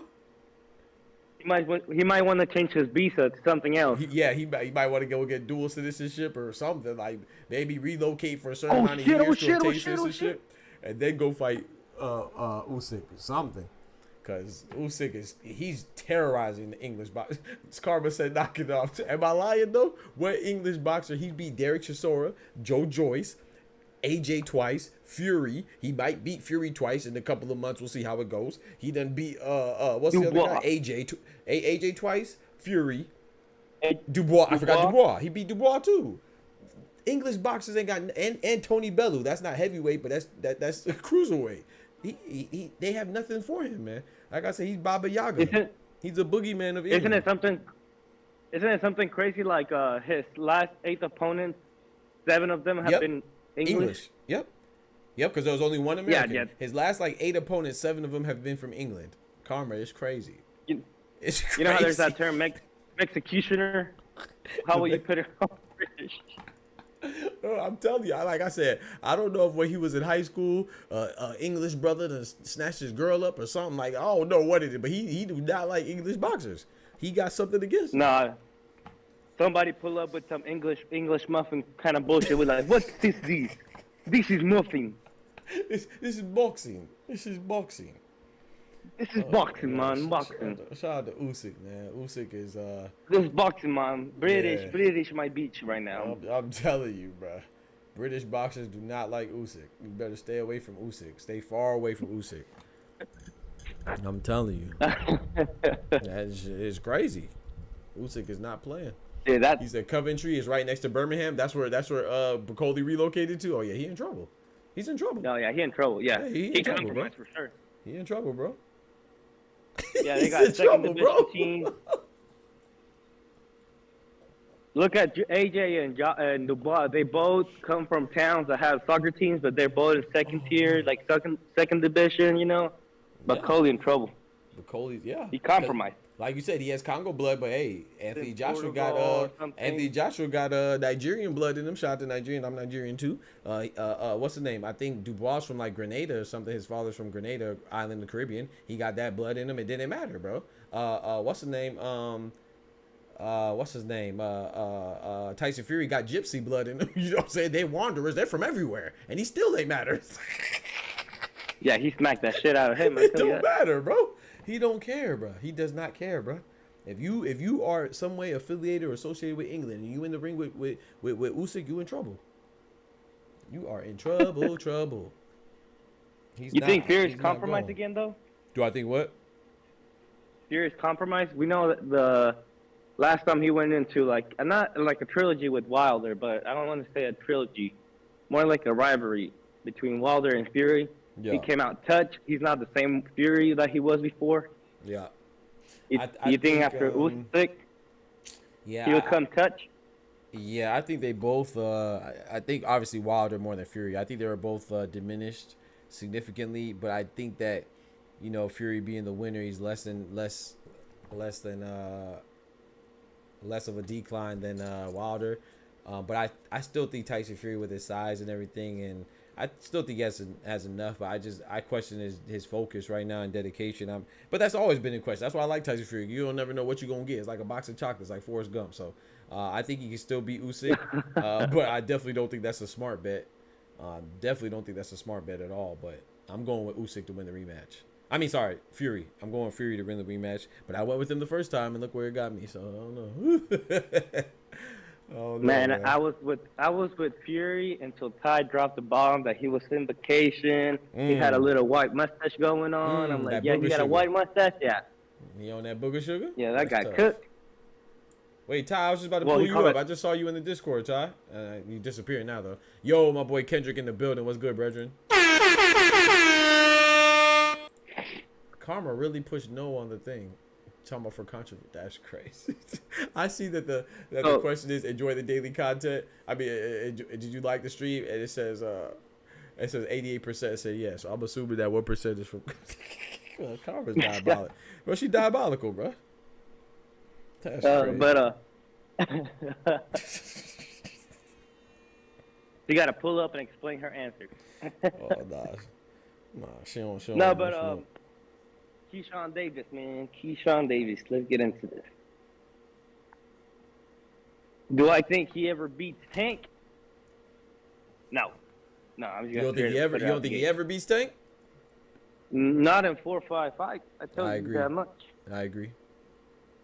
But I do agree with what you were saying, that he's got to believe on himself. And on the Haney thing, I mean, after that P.D. Garcia performance, right. Everybody thinks he's a biatch. Yeah, you true. Yeah, that's true. You're right. Everybody does. But I hope he looks nice his next fight, man. Because although he looked good, his last performance, he didn't really impress me that much. You talking about Keyshawn against Miguel Madueno? Keyshawn, yeah. Okay. Yeah, I was expecting something else, Me too. A little bit more, you know what I mean? Me too. I agree. But he does have some crazy talent, though. I ain't gonna lie. I agree with that. His ceiling, I haven't seen the ceiling on his potential yet. I agree with that as well. But I think he's another Hugh Carrington. Like, I'm expecting higher opposition by this point. Yep. And especially since we're pushing him to be a really good prospect or a big young talent, whatever you want to call it, right now. Yeah. But yeah, his last I hope he looks nice this week, or not Yeah. this week, but his next fight. Yeah, I think it's November 9th, if I'm not mistaken. I think that I agree with everything you said. The only thing I would say slightly that I differ from you is that while I was anticipating him to look more impressive against Miguel Madueno, I do like what I saw because I see Miguel Madueno's style as very rough and tough, and like he's in there to try to make it ugly. You know what I'm saying? You know those type of fighters where it's very hard to look good against. That's what I think he was up against. But still, like with what you said, I was going into it, I was expecting a more dominant performance. But I like the way he handled it since that was the first time that I can recall he saw a fighter that had that type of skill set or style rather. So I was okay with it, but I am with you. I still think I was still looking for more, but at the same time, I acknowledge why I didn't get more from him. Pause. Hey, man. Hey, pause. No, did he? Oh, shit. Man, there's two bulls fighting over there, man. Let me see, bro. You can put it on the screen? They're far, but I try to put it on the screen. Don't worry about it. It's all good. They got horns? Or are they dehorned? No. They're Angus, so they have no horns. Okay. I was about to say, dang. But I'm about to get. Yeah, no, like Madueno, we all knew he was the type of fighter that he's not there to be hit. He's there to make you look the worst. You know what I mean? Right. Especially if after he feels like he's gonna start losing, or he's an underdog and he knows he has no chance, he's not gonna make it pretty for the guy that he's fighting. Right. But I think, I don't know, either I have Keyshawn too high or Madueno too low. You know what I mean? Nah, I feel it. His ability. Yeah. His ability to make it that ugly, because I was expecting Keyshawn to navigate around that a little bit. I feel it. I'm not mad at that. But that only comes with experience too, so I'm not mad at that performance. I was just expecting a little bit more. Right. Yep. I'm not mad at that at all. And what's his man name? Kendrick said, I think Keyshawn did well given the type of fighter he fought. He kept his composure when dude tried to dirty things up. I'm with you on that. I'll make a steak out of. How you gonna say? How you gonna threaten to cook the man bulls? That's crazy, yo. That's crazy. Oh no, they're not my bulls. I can care less. Oh, okay, although it's a federal offense though. In Oklahoma, that's a federal offense. See, now you going to jail. I ain't got no bail money for you. I ain't give you no J-Pay, no Green Dot, no canteen money, nothing. Yo, my boy. You know Ty the fight I'm building. trying to What's see? good, bro? Oh shit, my bad. Nah, you good, bro? Go ahead. Oh, what up, Ty? What up, Ty? Yeah. The fight I'm trying to see for Keyshawn though, hopefully at the end of next year, Keyshawn Kambosos or Pedraza. I would like that too. Oh. Keyshawn Kambosos. I'm not mad at that. If Kambosos is still fighting, then he might get packed up by then. Kambosos is a good option. Yeah, I think he already got Pedraza. Jose Pedraza. Yeah, I think he fought Pedraza already. Yeah. Keyshawn fought Pedraza already. Because him and Hitchinson just swapped opponents. Yep. Yeah, essentially. Yeah, exactly. You're right. Yeah. Hitchinson just fought Gustavo Lemos. You're right. That's why I don't see why it's a bad option for him. Oh, who said it was a bad option? Oh, you talking about Hitchinson? You talking about Hitchinson? Carmen was asking about Hitchinson in the chat. Yeah, Hitchens and my bad. I thought you were talking about Keyshawn and Lemos. I don't like Hitchens and Pedraza just because I'm expecting Hitchens to be. I don't know, man. I think isn't Pedraza like 1-5 in his last 6 fights, or 1-4 in his last 5 fights, something like that. I don't like that fight, man. Like I said, I'm not like mad about it. I ain't gonna downplay it, but I'm not intrigued for that fight at all. Cause it's like, you're right that they swapped, and that's interesting, but I think at this point Hitchens should be fighting a little. I don't think he should be swapping with Keyshawn. You know what I'm saying? Like, that's no disrespect to Keyshawn. Just where I would think that Hitchens is higher up there as far as his ranking goes, and not literal ranking, but how he ranking amongst the people. And I don't know. Kambosos not gonna stop fighting until you get Parker. That's crazy. I mean, you are right, dog. When it pertains to Hitchinson, you are the number one guy in the IBF. You should be either trying to fight a champion or somebody that's ranked right below you. Right. That's the thing where it's like kind of disappointing, but I mean, it's not. Hey, it ain't way no Henny. it ain't Teofimo Claggett. Yeah. But it's pretty bad though, you know. It ain't Shakur Cordino, you know. But like I said, I think some of those fights are, especially Cordinez, may not have a choice. But what's up with your Boots card, man? I hear you talk about that yet, man. You excited? Boots and Bam? First of all, you going, and then are you excited? It's at the Fargo, so. That's what I'm talking about. Shout out to my boy Ty be out there, man. Big stepper. And Big Stepper Cole on there, Khalil Cole. Speaking of Big Stepper. It should get a good turnout because they got a lot of regional guys on there. Mm-hmm. Yeah, Ray Ford. Yeah, you gotta go. Your boy. Ray Ford making his debut at 130. That's right. Mm-hmm. Yeah. Eddie put the whole Northeast on there. Yo, I think Ryan. Eddie said. I didn't hear you skipped out. I said it seemed like he trying to sign everybody in this market. You feel me? And the LA boy from out there too. Out there too, right? Ernesto Mercado, I think, is on that card as well. Mm-hmm. Yeah. I wouldn't be surprised if he started having Atlantic City dates. Shout out to Eddie Hearn. If he bring those back, Eddie is lit. Yes, sir. Everybody trying to earn with Hearn, Oscar. We got to go get us a contract too, bruh. Be on that next 5v5 card. Hey, man. Actually, no. I take that back. I'm going with Frank Warren because Frank Warren, he'll know who to match me. He'll know who to match me up with and make me look good. Yep. Frank Warren is the type of guy like, you got Superman? I got Kryptonite. You feel me? Shit. Right. Shout out to Frank, man. I feel like this card was like, Eddie was like, you're American, you're getting a fight, and you're getting a fight. Yeah. Everybody get in a fight tonight. Yeah.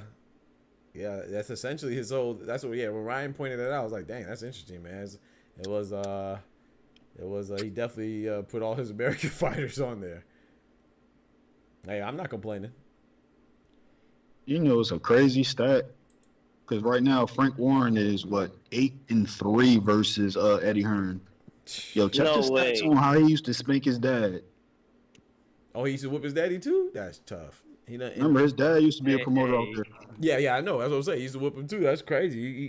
He got the hand-me-down whoopings. That's crazy. He ain't got no mercy? No mercy, bro. No mercy. He's spanking the whole, he doing them like Canelo did the Smiths? Didn't he beat two of the Smiths? He beat Callum Smith and was it Liam Smith or Paul Smith? I know he beat two of the Smiths and he beat both the Cottos, Miguel and Jose Cotto. Liam and Callum. Huh? Yeah, he got Liam and Callum. Yeah, Liam and Callum, right. And now, I'm trying to remember what it is. Frank Warren out there hitting spanking the family. It's crazy, dog. You can't whoop on the daddy. Yeah, I think Eddie needs to make a right turn to Golden Boy, Top Rank. Man, can you imagine 5v5 with Matchroom and Golden Boy or Matchroom and PBC or that's wishful thinking, but man, I like to see it. Or Golden Boy PBC or anything. Queensberry, Top Rank, whatever. Hey. I feel like the only thing with Top Rank, it'll be like, all right, you put the fights together, I'll put the refs. Yeah. Or I'll put the judges. Yeah. Oh yeah. Top Rank. Bob Arum gonna do his thing. He gonna work his magic. Kendrick said, "Will Shakur and Boots be on the same cards?" Hey, now you talking. I would like that, hey. But I think they'll try to Shakur the headline. Yeah, I can see that. You think so? It wouldn't be on the same card. Yeah, I can see that. Unless the Turkey bot package something together. Yeah, I can see that.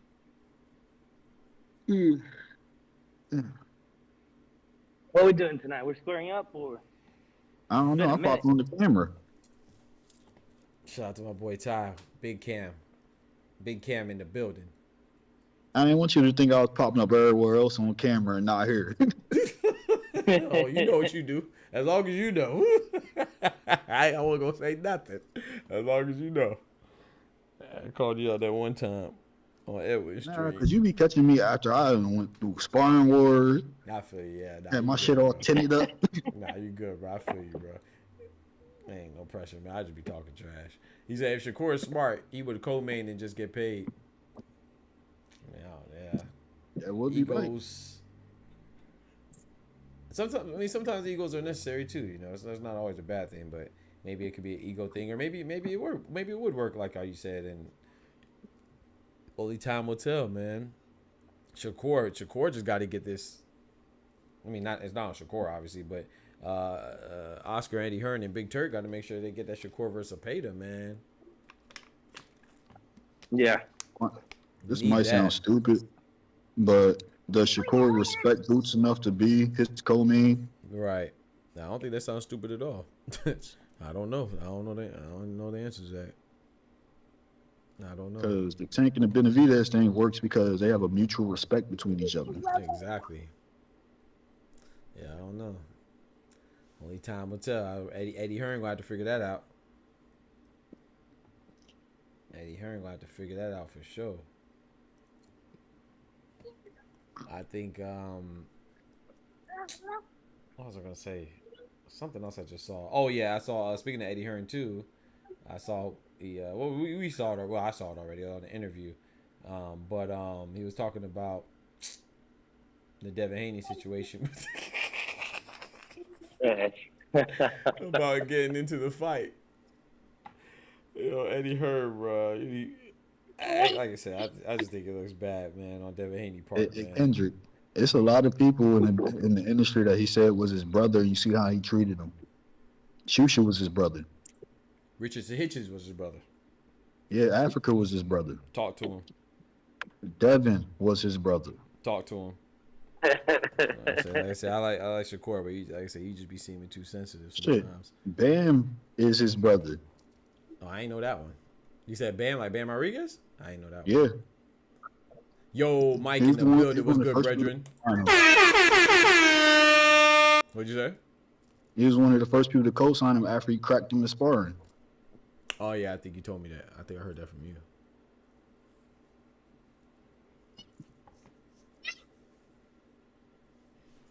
I don't know that relationship, but Shakur always said Boots is. Oh, okay.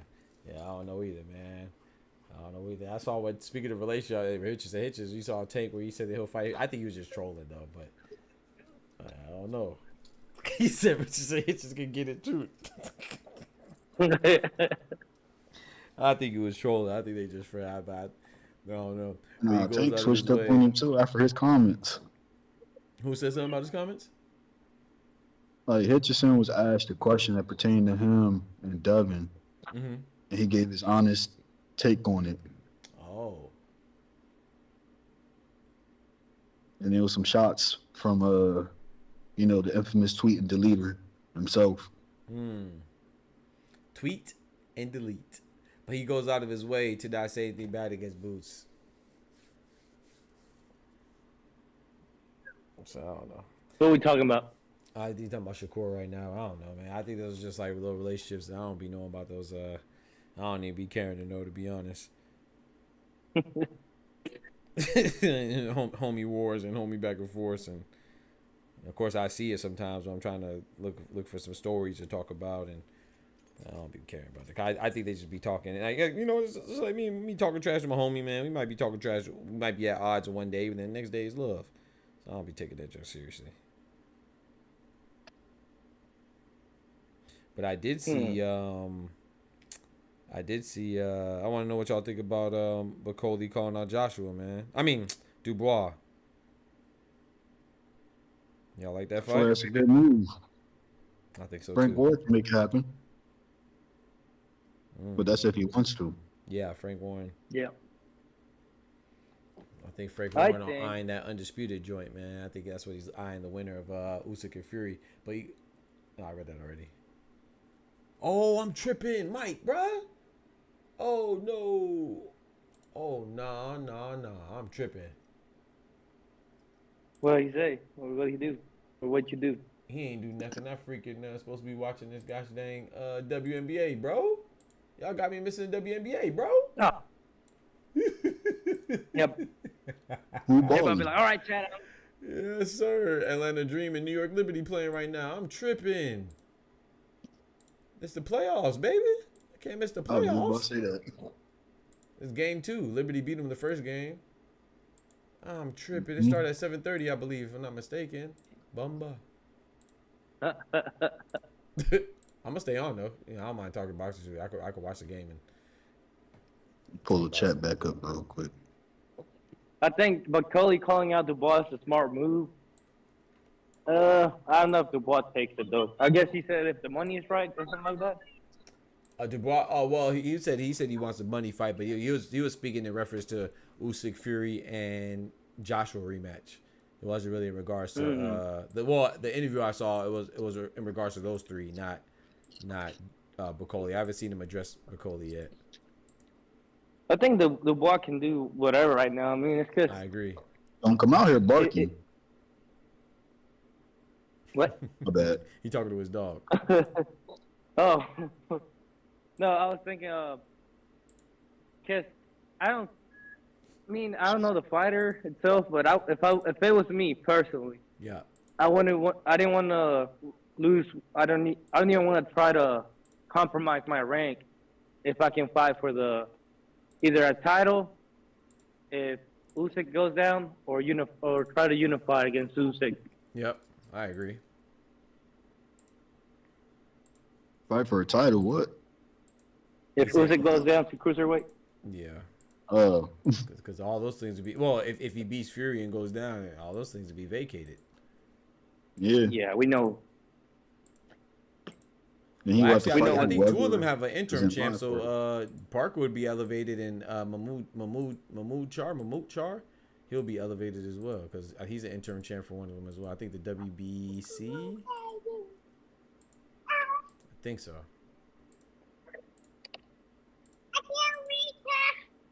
I hear the little ones. Yeah. That's what's up, man. Ew. He likes to get on top of my truck and my car and just jump up and down on the roof. They already cracked my windshield.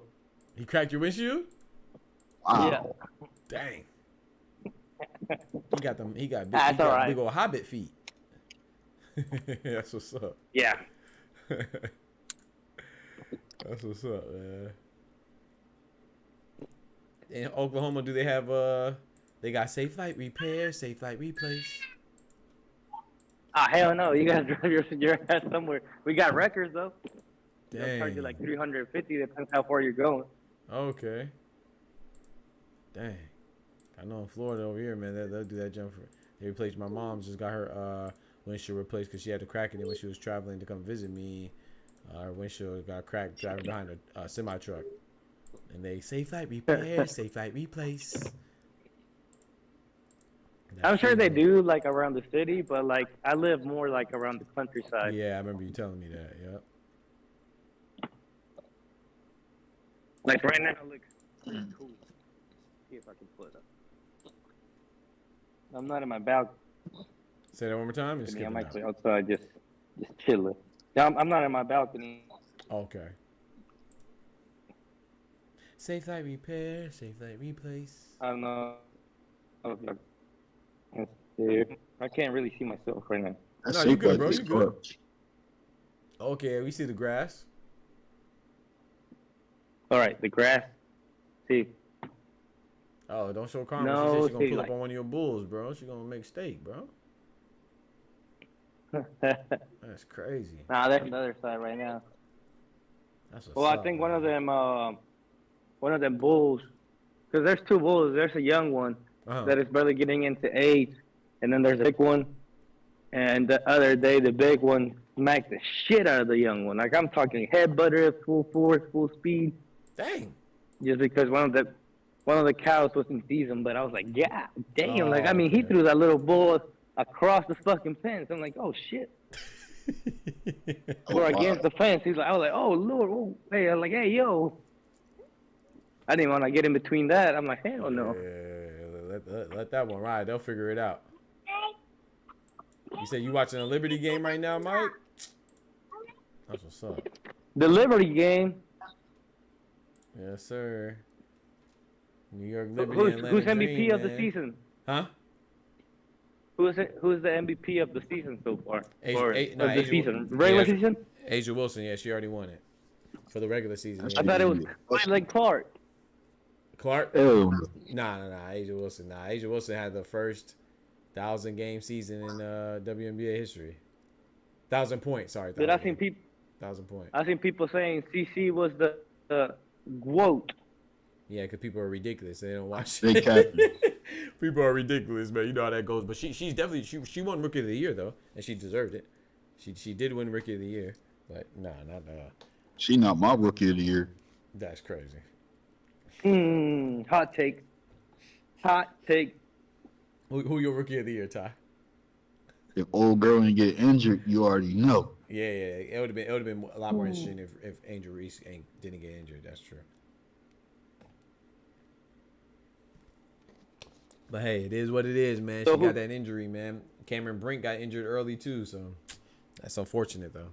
She's another rookie. So who's favorite to win it?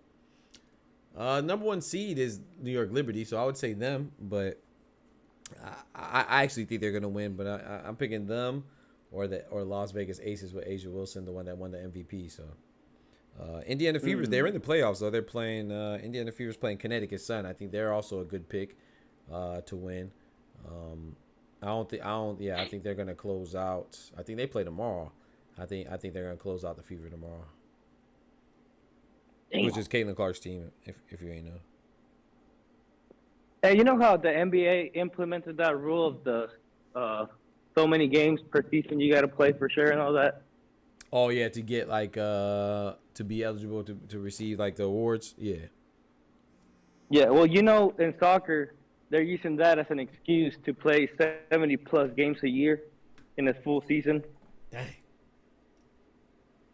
And they're 90-minute games, you know? Yeah, exactly. Soccer is happening right now that these young kids, like, I mean, I'm talking, you know, because soccer you can debut at any age. Right. Past 15. Right. But right now, these youngsters that are, like, coming up and that seem to be having some good-ass talent, like, I mean, some crazy talent. Uh-huh. Well, they're playing like 70 games, 75 games throughout the year, traveling from England to Spain to Portugal to Mexico to the U.S. and doing all that traveling. Well, they're actually popping them. Like, there's already like, I want to say, just in Spain alone, young players.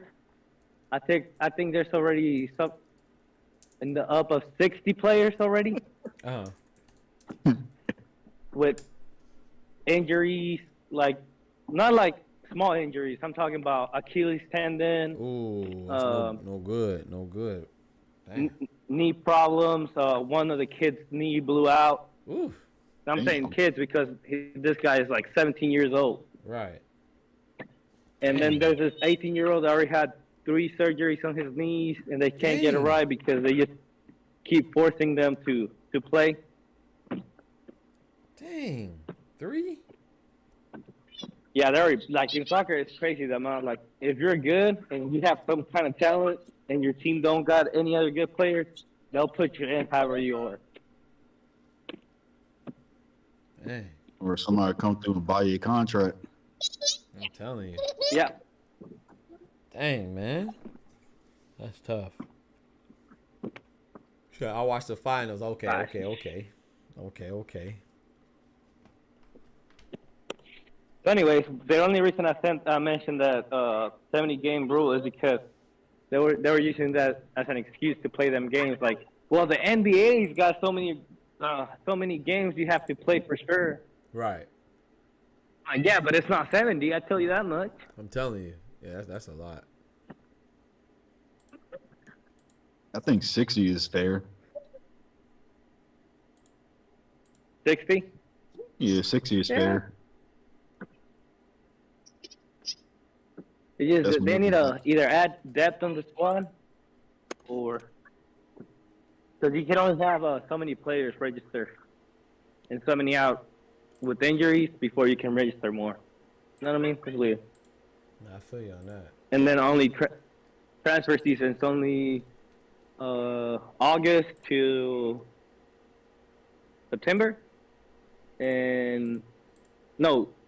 Yeah, no, August till September. And the winter season is, I think it's January to February. That's it. Okay.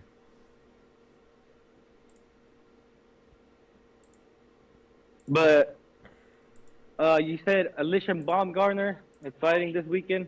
Yeah, against Dauphine. Mm-hmm. And Mayers is fighting this weekend. Yep, against Sandy Ryan. Is that a setup? They're both on Friday. Yeah, I think that's a setup. I think that was a setup for those two. I don't know why they fighting on the same day. Because what network is actually picking up this Alicia fight? I don't remember. I remember it was something off though, some off-brand joint. Like you gotta pick up a random app just to see her.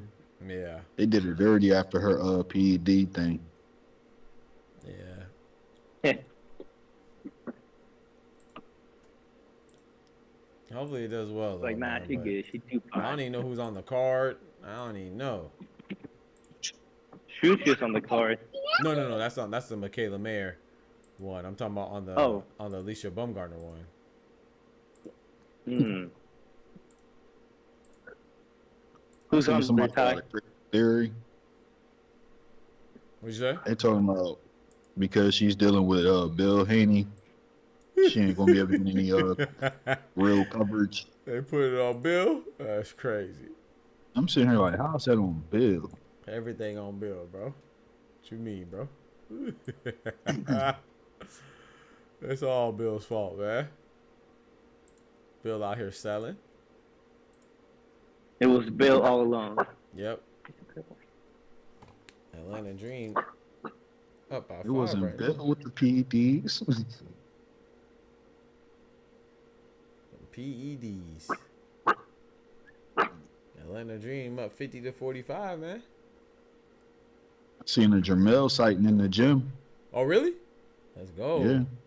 What do you think if he comes back? Who do you think he fights? Like, or not exactly who specifically, but like, you think he fights like a tough fight, or he fights like a tune-up joint? I think he gets a tune-up. Tune-up. Yeah. We haven't seen him in a long Now, time. who would The that last time we tune-up saw be? him, it was a loss against Cinnamon. So yeah. Wait, you said Jamal or Jamel? Jamel. Jamel. Okay. Yeah. So last time we saw him was a loss against Cinnamon, and then he's been on a long break.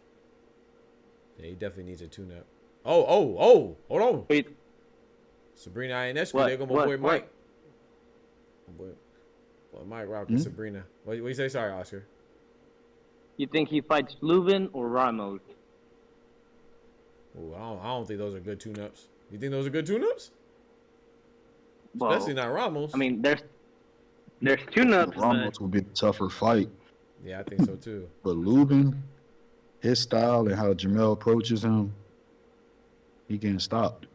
I wouldn't be mad at that fight. if that's hey, I wouldn't be mad at that fight. Lubin or Ramos. I think that's a tough. That was a terrible pass. They don't need to fight somebody that's not Dominican and not Haitian.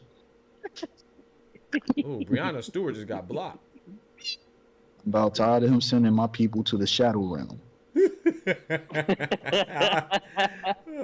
on the ancestral plane, bro. That's crazy. Yeah. That's crazy. So I was looking at Carlos Adames like, bro, don't call out his brother. I mean, I'm telling you. remember he did the J-Rock. Man. That would be nice to get both Charlos back, but hopefully, they're good though, especially Jamal. I mean, but like realistically, who's another good tune-up for Charlo right now? Oh, I don't know. Well, 154 is hot, so I don't know. Yeah, that's what I was saying. Like we were talking about in the morning, we got you're like right. there's a bunch of good fighters. Yeah. The weakest one to me right now, like that's still relevant, is Ramos and Lubin. I feel you. Maybe what's the name too? What's the old boy's name? He just won. He beat Boachuk with a left hook. Hey, Doc. Brandon Adams. What you talking about? Say that one more time. What your man Champy out here talking about? Who? What did he say? What he say now? Since when was you talking boxing? Let me see. Am I? Oh, Champy here. He said not at all. Truth is Canelo is the only real face. No one's even close to is what it is. Next face may not come until another era down the road. Who said anything is true? Who the fuck's talking about that? But no, I think he's talking about because the title for Keyshawn. That's what Keyshawn said, Champy. Keyshawn said that he could be the face of boxing in 5 years. You are so stuck on Canelo, bro. How much does Canelo pay you, bro? I like Cinnamon, bro. You make me like. You would think that I. He makes you look like a hater. Yeah, he made me like I know you're responding to the title. That's what I'm responding to you now. So he wasn't saying now, bro. He's saying in 5 years. Pop up everywhere saying the same shit. Yeah, bro. God. Like, sheesh, bro. Like, relax on Canelo, bro. I like Canelo too. I'm with you, bro. But gosh, Lee, I think that's kind of unhealthy, Champy. Like, that might be unhealthy, bro. Like, no one's saying he's not even talking about threatening Canelo's space. I mean, Keyshawn Davis not even close. He's saying, I mean, I know you just got here, but he said in 5 years he thinks he can become the face of boxing, bro. I don't think no. Like sometimes people be so much. Canelo fans. might not even be boxing. Right, exactly. In 5 years, yeah, Cinnamon probably be retired. Good Lord willing, we live to see 5 years, but it's like sometimes, man, you gotta relax, bro. I don't think no one like. Sometimes you kind of make up people offending people that you like. I don't think anybody. I definitely don't think any boxers. I've never. Yeah, I could be wrong, chat. Have y'all ever heard a boxer say that they're the face of boxing? I've never heard of them say like Canelo wasn't the face. I've heard people say that. I don't think I've ever heard a person say that when they were retired. Yeah, when they retire. Yeah, if they're retired. Yeah, something like that. I'm talking about like active, like Tank respects Cinnamon. AJ, you saw when Canelo acknowledged AJ, and AJ act like he was talking like he was feigning. Like, bro, I don't think anybody disrespects Cinnamon, bro. So you gotta relax, You gotta relax, bro. Well, Champy, just to make you feel better, I think Jerron Boots Ennis is the face of Philly. Just saying. and you can pull up to the Wells Fargo, in a couple months too. Yeah, Champy, you cool, bro. But you gotta relax, though, bro. Like, Champy, Doc, I got a 2-man mission crazy, if you popping up. What'd you say, bro? I got a 2-man mission if you popping up. Hey, sign me up, brother. I might have to slide out there, man. I gotta start working on my I gotta get out going, man. Working on popping up at these places, man, for real. I ain't been in a fight in a minute.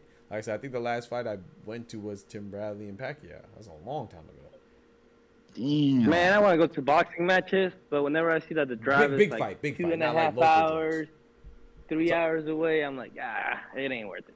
Nah, we gotta link up, Oscar. We gotta make it happen, man. We gotta get out there at one of these events, man. I'm definitely gonna try to hit up an event in Florida, and link up with my boy Kendrick, and then definitely try to hit one in the Northeast, link up with Ty. That'd be fire, man. I was trying to go to the Keyshawn thing, but then I started looking at stuff. I'm like, hold up. Doing my math and stuff. I'm like, hold up, nah, the Wells Fargo right here. Right, yeah. That'll be my suggestion. I'd say wait for that Wells Fargo joint, because that's going to be a good one. Plus, Bam 40-minute wait. Man, that's all you need. And then you got Ray Ford and the other guy. What'd you say, Oscar? Sorry. Then 40-minute wait. Yeah. Yeah. I don't want to be just sitting down there getting drunk, sober up in 2 hours. Yeah. You definitely don't want to go to a top rank joint. Events, I feel like it's always somebody fighting, or I'm about to fight. Yeah, that's why they fighting, because they bored. You bored at a top rank event, man. You they say, hey, they ain't fighting in the ring, so we might as well fight in the crowd. You know how sometimes you don't talk. Boy. What happened? You know how sometimes you like. Oh, what event? What the event? Shakur buddy. Shakur and what's the name? When he was messing with his sister, right? No. Oh. His last Artem, fight? Yeah. Okay, Artem Hartunian. Okay. I think you're talking about he was messing with what's my boy's sister he was messing with? Joette Gonzalez. Yeah, Joette Gonzalez. Yeah, that's it. Champy gonna kill the vibe. She gonna be like, you kind of cute. He gonna say, nah, Canelo's the cutest. Hey, chill. Yeah, Champy be. Hey man, hey, shout out to Canelo, man. He got some good fans, man. But geez, bro, like Bro, I like Canelo, man. You make me ashamed to be associated with people that like bro. I don't want nobody to call me a Canelo fan if they also call you a Canelo fan, because that's too much, bro. What was that? Man, dude? you be pulling up. What fight was it? Which Was one? it against Berlanga, Oscar, and Ty? Where the lady was like, it was just his recent fight, and the lady, the announcer, she was like, oh, did you hear what he said? He said, what did he say? He said, somebody in the crowd yelled, "I'll let you impregnate my wife," and then Canelo laughed and said that he's smart. That's a smart guy. No, That's champ. no, That's no, Champy, that was bro. oh, no, that was someone else. That wasn't Berlanga. That was I think that was Plant. Huh? Yeah, I believe that was Plant against Plant. That Canelo. That was at the Plant And then he fight. turned around. He was like, "Ay, Leonie con mi esposa. I'll pay for him too." Oh man, and maybe he was at the He was Plant like- fight. You might be right. Yeah, it might have been at the Plant fight then. I could be tripping. That's Yeah, crazy, he was like, bro. "Make a baby with my wife. That's crazy. I'll take care bro. of him too." Yeah, I'll take care of him too. You know what? No, I take that back. That wasn't Champy. You know why that wasn't Champy? Because Champy would have said impregnate me. Pause. That's what Champy would have said. hey. Yeah. That wasn't Champy. Champy would have said, forget his wife, impregnate me. No, did he? Champy crazy, bro. Shout out to Champy though, man. I ain't mad at that. I rock with Canelo too, but geez, I'm peas. You went inside, dude. What'd you say? Oh no, I was talking to my kid. He was asking for it. My other son. Champy gonna kill. Oh, you already read that. Yeah. Kendrick crazy for that one. Yeah. Talking about Canelo, the cutest boxer. Oh my lord. And I like I said, I like Canelo. Man. Let's come from somebody who likes Canelo, bro. I'd be with him, bro. I think he's as good as Champy does, but not like that though, bro. I think it's So is good. Canelo? I mean, Crawford pushing for the Canelo fight still? I know I asked this in the morning. Yeah, he haven't heard is. Anything. Yeah, he is. He was just at the what fight was that? Joshua, and someone asked him about it. Of course, you know they always ask him, and he said, "Yeah, I still want that fight." They were like, "Oh, well, what happens if you don't get it? You gonna retire?" He said, "No, we just gonna." He said, "We just gonna see what the next move is," and he said, "We're gonna go towards the next move if he refuses." But he didn't say what the next move was. He just said, "What's the next move if he refuses?" He said, "Well, we'll just make the next move." He didn't say what it was. It could be retirement. It could be somebody else. I hope it's somebody else. Have they announced Errol Pandora? I figured that'd be the next move, They right? still ain't saying nothing about Fedora and nothing definitive. Like they strip him? Huh? Arrow don't even have. He only have a trainer. That's tough. Have they? Oh shit! Did I tell y'all about that auction? Did y'all see that auction? Have they stripped Pandora yet? Nah. Fedora still got both belts. What auction? Derrick James had an auction, man. He sold all Anthony Joshua stuff, Errol Spence stuff. I ain't gonna say all, but everything, a lot of stuff that he sold was a lot of Errol Spence and Anthony Joshua gym paraphernalia. So he made some money. I saw he sold a painting with Mikey Garcia and Errol Spence from when they fought. He sold like something that was signed by Joshua. I think it was like a glove or something. He sold that. Legal fees stacking up. Yeah, bro. He said, "Hey, forget that." I don't blame him, no hell. He's like, I need a fighter. I need a fighter that's clean. He'll listen to me, my instructions. Wait. Did that's a good thing. That's a good question. Did is him and Ryan Garcia done? I don't know. I never looked into that. We won't know until he up from his suspension. Yeah, I wasn't sure if they made an announcement or something regarding it. Okay. He tried to pump fake people by posting old videos. Right. I saw somebody put a video up of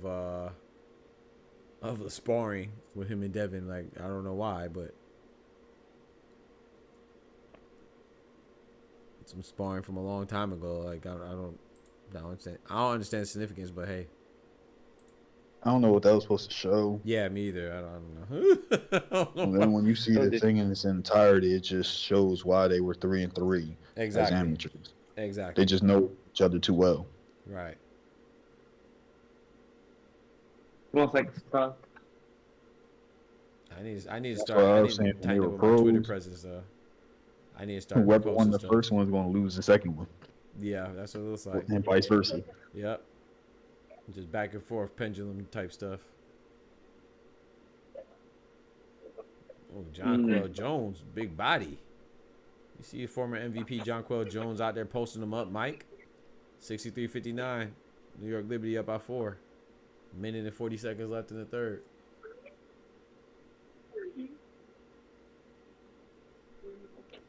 Like, I saw. Trying to think what else. I saw something else too. With I saw them showing the with the Lamont Roach and the Gervonta Tank Davis news potentially happen. I saw the sparring with them. Somebody posted that. I didn't watch it though. I ain't really had no interest in it, but I've been seeing that float around quite a bit. The sparring between Lamont Roach and Tank Davis. Yeah, both their sparrings and their amateur fights are out. Sorry, that's what I meant to say. Amateur fight, not sparring. Sorry, sparring was for Garcia and Haney. Sorry, the amateur fight was what I saw for Roach and Tank. Yeah, their sparring was decent too. Okay, I'll check that out. I didn't watch the amateur. I don't really put too much into that. But I'll check out the sparring now. I might check that out. What y'all think is next for Liam Paro, man? I think he's gonna get like a title defense and like somebody ranked like top 10 or something. Because obviously he's probably not. Well, I think he's calling everybody out, so I'll be disappointed if he don't. I mean, if he don't get it, then that's cool. But if he don't try to get it, then that's different. You know what I mean? Yeah. Like somebody. Yeah, I feel like he's been trying, so it's just like, dang, man, I don't know. I think he might be going to first defense against somebody pretty much unknown or something like that. Who trying? Well, when I say trying, I'm saying he made a video calling people out. I don't know how much he's really trying, like with if Eddie Hearn's trying or anybody like that. So yeah, he made a video. I dropped. He called out Devin Haney and Teofimo and all the other champs at 140. So Rayo Valenzuela included, and Puello. So Liam Paro is gonna fight Rolly. Rolly better not. Why would he fight Rolly? Yeah, he better not. Might be some money in there though, you know. I mean, I don't know. Let me look at the rankings. Yeah, I was about to say that. I'm about to look into it. I don't think he has anybody that's like really, you know what I'm saying? That's really has too much renown, you know, and popularity. So I think his options are pretty slim. Because Rougarou and Catterall's tied up. You know, of course, Devin Haney not looking that way. Teofimo's not looking anybody's way except for people that are unrealistic right now. Usyk, he's looking at Usyk. Yeah, exactly. He's looking at Usyk, right. And Richardson Hitchens, if he's fighting, who they say he might be fighting? Jose Pedraza. I guess he could fight Subra Matias rematch. I don't know. Arnold Barbosa Jr., who's ranked number 4 in IBF, he's fighting Jose Carlos Ramirez, so he's tied up. Well, it ain't Prograis fighting soon? Yeah, remember Prograis? Yeah, Prograis fighting in Catterall, remember? And Catterall's ranked number 3. So the number 3 guy, the number 4 guy, and the number 6 guy, and the number 1 guy, there's no number 2, are all tied up for Liam Paro. The number 5 guy is somebody who beat Subra Matias. So yeah, his options are kind of slim, man. Michelle Rivera. A rematch in Australia. Yeah, maybe you can do the rematch in Australia. Yeah, maybe. Yep. Michelle Rivera's number 14. Jermaine Ortiz is 15. Dalton Smith is too busy calling out Adam Azim when he's ranked number 10. Andy Hiroka is ranked number 11. Yeah, he just fought though. He just fought. I wouldn't mind that fight. Barroso. I wouldn't mind that fight either, but fight. Dang. Yeah, he just fought though, so I don't know. Lindolfo Delgado, I wouldn't mind that fight.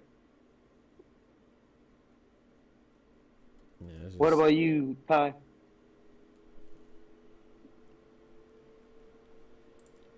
Is he out? Yeah, I think he gone. I mean, I think he's still in, but he probably doing. Yeah, he's muted right now. He's doing something. Yeah, I mean, so right now who's available is a number 5 with Matias, number 8 with Elvis Rodriguez, 9 Jose Carlos Ramirez, Yep. 10 No, he's not available. Remember, he's fighting 11 Carlos Ramirez. Ron Carlos Oh Ramirez shit! fighting, Yeah, my bad. Arnold Barbosa. Yeah, he's unavailable.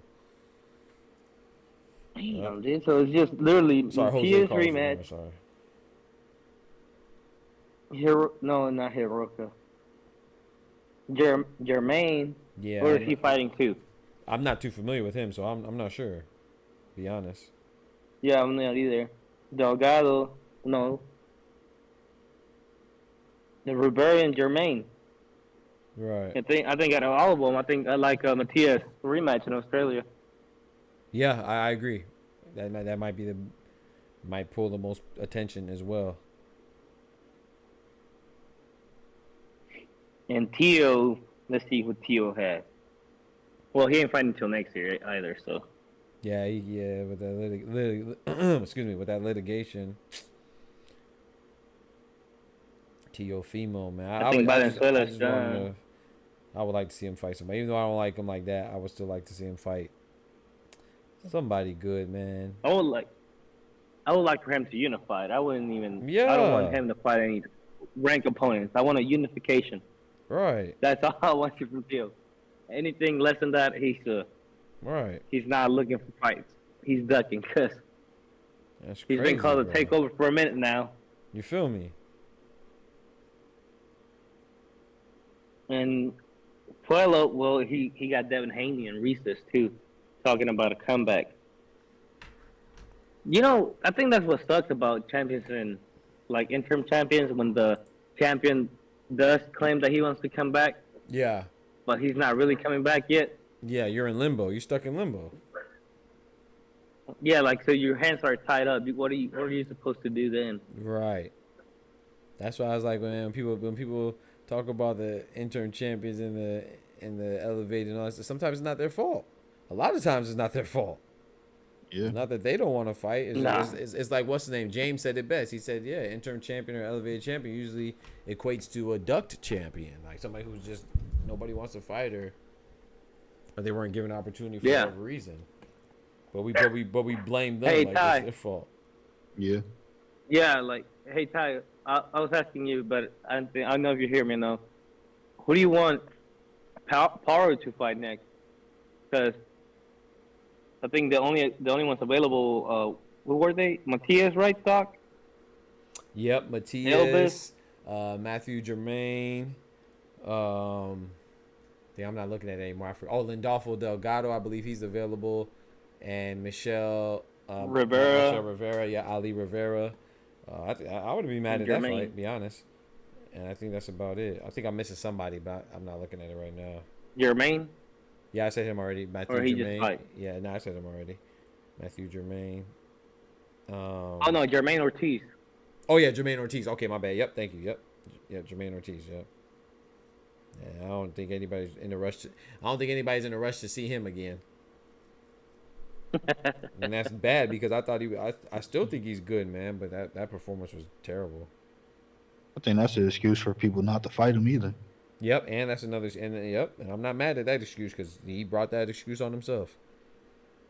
Yep. But you're right, that is an because excuse. He can beat some of these guys that are ranked. Yep. Yes, sir, man. But fellas, man, I'm gonna go ahead and call him. I gotta get some food, man. Ain't nobody trying to square up, man. You know how I go, Oscar. Oscar said I knew it. My bad, bro. Hey, shout out to Oscar. Shout out to Ty, man. Shout out to both of y'all, man. Y'all be making me feel appreciated, y'all. And I appreciate that, man. I appreciate you. The hell you barking at, dude? Yeah, give me some food, man. My stomach kind of. He trying to watch it. Nah, he trying to watch the rest of that game. Hey, now you out here snitching, bro. Come on, Oscar. Now you out here snitching on your boy. All right. He said these are playoffs on all you bitches. You know I gotta watch the playoffs, baby. Yes, sir. It's 64-65 in the fourth quarter. It's a close game too. You know my team. I gotta hear this audio, man. This commentary. Yes, sir, man. I gotta get some WNBA in y'all life, man. I know it's tough. I know we're reluctant to do it, but they be hooping, man. Fundamentals be on point, man. Can they dunk? That's crazy.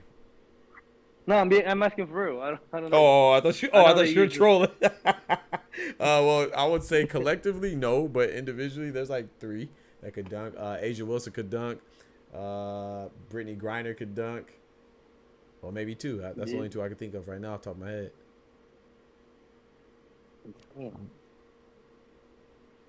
There's a bunch that actually can dunk, but as far as doing it in game, there's only a few. Yeah. I don't know if there's a bunch in the league right now that can. I don't know. Like I know that there's a bunch I can think of like throughout the history. You know, like Candace Parker, Lisa Leslie. There's that one girl who she whamming right now. I ain't gonna lie, but I can't remember her name. She's in college though at Stanford, I believe. She doing a little more than rim grazing too. But if we playing around in the gym, it's quite a few that can. Yeah. That unguarded. Yeah, of course. But as far as coming baseline and yamming on somebody, posterizing somebody, it's only like nah, ain't nobody going. Yeah. 2 or 3. Yeah. Fundamentally missing. Get the hell out of here, bro. Get out, Kendrick. Wait, what did he say? He said fundamentally missing layups. That's crazy, bro. Hey. In the paint. The man disrespectful, dog. The man disrespectful, bro. I seen a video of a lady. I don't know if it's relevant to this, but it was like, my daughter may not, but my grandchild will be able to dunk.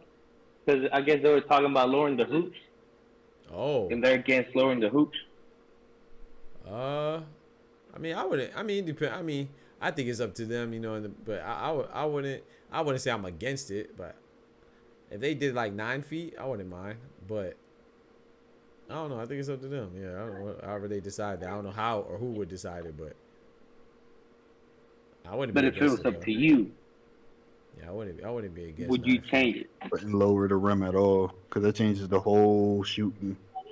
Yeah, I mean, it's just something they got to adjust to. I mean, but to be fair though, I mean, they adjust other things. That's what I'm saying. I wouldn't be against it because look at the basketball. Basketball, different size. Yeah, I was about to say that. The 3-point line's a different size or different length. So, I mean, I'm not totally against it, but like I'm also I wouldn't be mad if they kept it the same either. I don't think it's necessary, but I guess that's just something that they would have to come together. Weren't they talking about changing the basketball itself to like an airless basketball?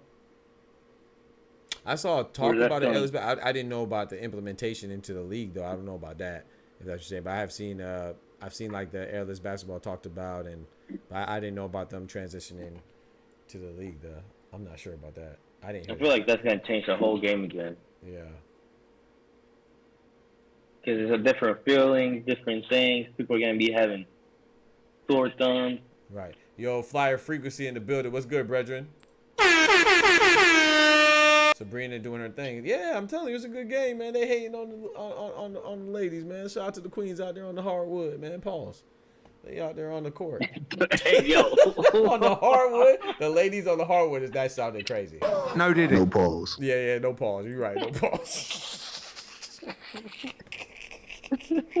Yeah, I don't even know why I said it like that. I'm just. If they was on hardwood, hey, it'd be more viewership.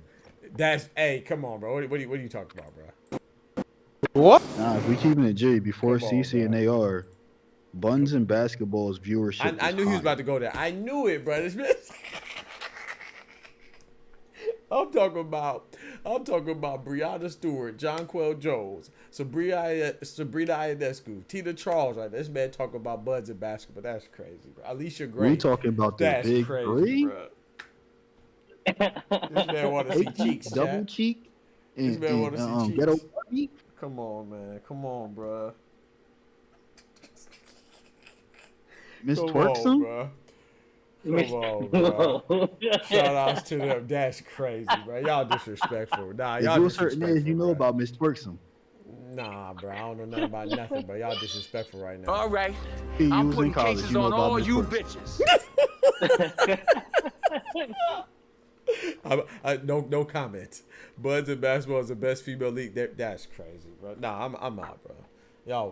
Wait, what? He's trying to act like he don't know the twerk team. Nah, I don't know nothing about the twerk team, bro. Of course I know the twerk team, bro. You know I know the twerk team, bro. But y'all wildin' though, man. We talking about sports, man. Disrespectful. We are talking sports. That's crazy. You be watching the Lingerie Football League? The chopper style on the court. This man said chopper style on the court, bro. That's crazy. You be watching chopper style, chopper style. That's crazy. You be watching Lingerie Football League?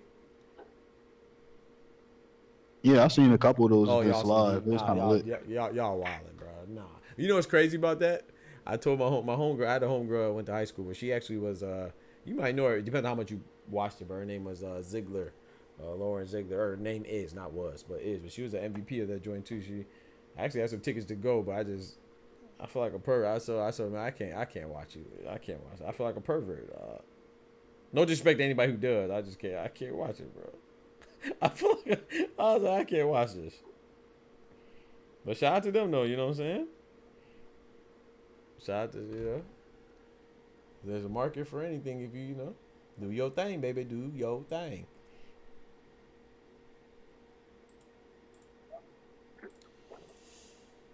I think that was like the purpose of that whole event, because you go up in there, you get you a little VIP table, get your bottle, and watch the game.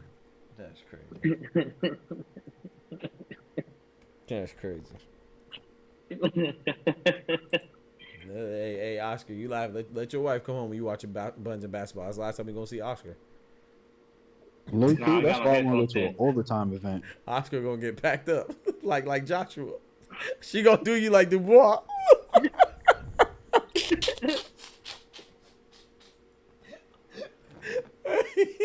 It's gonna be the 5th round KO on Oscar, bro. No shot.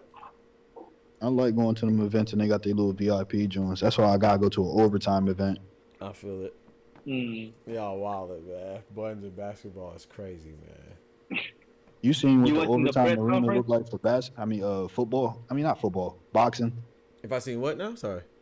The overtime arena they have for boxing. It's dope. They got one in Georgia, and I think they're trying to build one in Florida. Oh, I gotta check it out then. What part? Probably down like Miami area, probably, or Orlando, maybe. I don't know for sure. Okay. But they got them VIP tables, bottle crazy. service. That's crazy, bro. Hey, Doc. Yes, sir. We watching the press conference tomorrow? What time is it? 8 a.m. Oh man. Oh, I'll be Yeah, of course. I'll be live. I'm sure I'm talking about all man. I'll be live, yeah. I'm talking about all man like I ain't live at that time. I'm tripping. My bad.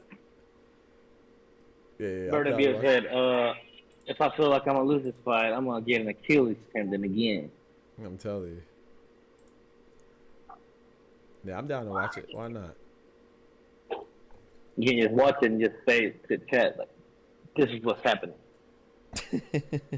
I wish I could show it, man. That'd be dope. But one day, the channel gonna blow up, and we gonna get they gonna give us rights to show it and ask us to commentate. That'd be dope. Dog is announcing he's gonna be compromised soon, so. That's crazy. I can't do the top rank of it. I can't be compromised. We gotta be there live. yeah, facts. We gotta do the prelims. Carmel Moulton, he's looking like now you're in the way. Floyd Mayweather, Manny Pacquiao, and Muhammad Ali hybrid. Somebody get this man a title shot right now. It's this Mexican podcast. They had their own coverage at the Canelo fight. They had their own commentators and everything. Well, that was a good pass from Sabrina. Hey. I feel like they were streaming it on the low. I'm telling you, they probably were. That's a foul right there. The dog is gonna say, "Here's the link on Discord." I'm delayed on Discord. My fault. No. You're gonna say, "Here's the link on Discord." Oh, here's a link for the facts. Thanks, I was delayed. Oh yeah. Nah. But shit, fellas, I'm out, man. Appreciate y'all boys, man. We gonna be on live tomorrow. Definitely gonna watch that weigh-in tomorrow. Good Lord willing. That's good that it's on, cause that's actually good because I feel like I I like talking about the Anthony Joshua. Y'all like talking about that stuff? Because I do. I don't know if y'all do. I feel like I'd be boring y'all sometimes. I'm interested in that. It's boxing, so yeah, I don't really care as long as it's boxing. Okay, cool. Yes, we gonna because there's been some news with that. I'm watching. We still need to talk about how when Joshua was head down ass up, P Diddy was like, yeah, I hit it. Hey, yo, come on, bro. No Diddy.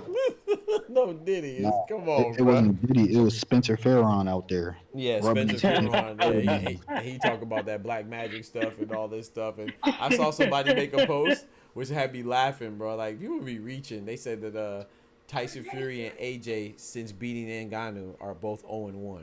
What the hell does that mean, bro? People be reaching, bro. Like, it's crazy. I don't get it. Like, exactly. 0-1. Yeah, cause Ngannou, since they beat Ngannou, they both lost. So I guess Ngannou put a curse on them or something. I don't know what they were trying to say, bro. But like, come on, bro. Ngannou the boogeyman. Yeah, I guess. Yeah. The ghost of Dallas Ngannou is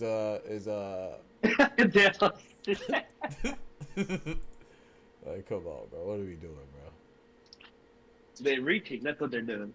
Facts. Oh, like I think I've seen like an English channel. I don't know if you. I'm here. I'm gonna look it up because them guys keep pissing me off. They be saying some shit on the morning and some other shit at night. Yep. But they were like Dubois breaking the long time rule in boxing and by chasing money. I was like, what? Are you just streaming for free? And you know what's crazy about that? He didn't even say that. But if you listen to the interview, they asked him which one would he prefer between Joshua and the Usyk and Fury, and he said whichever one brings the most money. You could take it as him chasing money, but he's saying that he'll fight either. You can also take it as he'll fight either one. Like, he doesn't care. But people want to spin everything, and like you said, they just manipulate a narrative or create a narrative. Sorry, manipulate words. It's ridiculous, bro. Unless they talk about something else. But the interview that I saw was with Talk Sport, or I listened to, and they asked him literally, like, what do you want to do next? Would you rather a Joshua rematch, or would you like to fight the winner of Usyk, Fury, and potentially get a rematch between Usyk? He was like, for Usyk. He was like, honestly, it doesn't matter. But then he said, you know what? I like that one. And then he said, you know what? On second thought, whichever one gives the most money, that's what I want. And they started laughing. Like, go look at my last video. I literally put the clip in there. I just dropped my video before I started streaming. Yeah, I put a clip in there, and then him and the interviewer both start laughing. The awkward, you know, Dubois awkward as hell, so he had an awkward ass laugh. Yeah, but they did start laughing. Yeah, but shit. You know, sometimes in the interviews they're delayed, and you know, you'd be like them bad dubs, like, you know, the bad dubs, yeah, like anime and stuff. Yeah. Or horror movies. Yeah, he looks so awkward, man. Like, he looks like, I don't know. I feel like sometimes he's reptilian because even his eyes, he be blinking one eye before the other. I'm like, yo, Facts. Man. Facts. Yeah. Talk sport boxing. That's what they are. They're in England, man, but they be saying some crazy ass shit. Yeah, they do. They be wilding. But shit, all right, bro. Boy, Oscar, you have a good night, bro. I'll catch you in the morning. Good Lord willing. Ty, catch you in the morning, bro. Yes, sir. God bless, fellas. All right, bro. Through, man. Yes, sir. Y'all go watch the video, man. Go watch the video. Go watch the last video, man. You feel me? Go watch the last video that we dropped, man. If you want to see more of your boy, go watch the last video, man. We drop videos all the time. On time, you know. And those of you new to the stream, we stream Monday through Friday. We stream every day. We stream Monday through Friday at a set time of 8 a.m. Eastern Standard Time, and the late show in the evening at 7 p.m. Eastern Standard Time, man. So tap it with your boy, man. I appreciate the love. Shout out to King Oscar. Shout out to King Ty, man, coming through. Both of them gentlemen coming through and chopping it up with me for a little bit. Shout out to everybody who came through in the channel as well, man. Don't forget to hit that like button. And remember, most importantly, that, of course, with God, we can do anything. Without God, we're nothing. Go like the video that I posted today, too. Go check it out, man. I got that same thing that Oscar was talking about when people say that Dubois just wants to fight for money. That is not what he said. Go watch my video. I put the thing in there. People just be capping, bro. Y'all be easy. Take care of yourselves. The doctor's out. Peace. From to college, both worlds they had to meet. 6 degrees between us, so cold, we're about to freeze. But we're Florida boys, hot takes, we bring the heat. We're moving the culture, the engineers to the streets.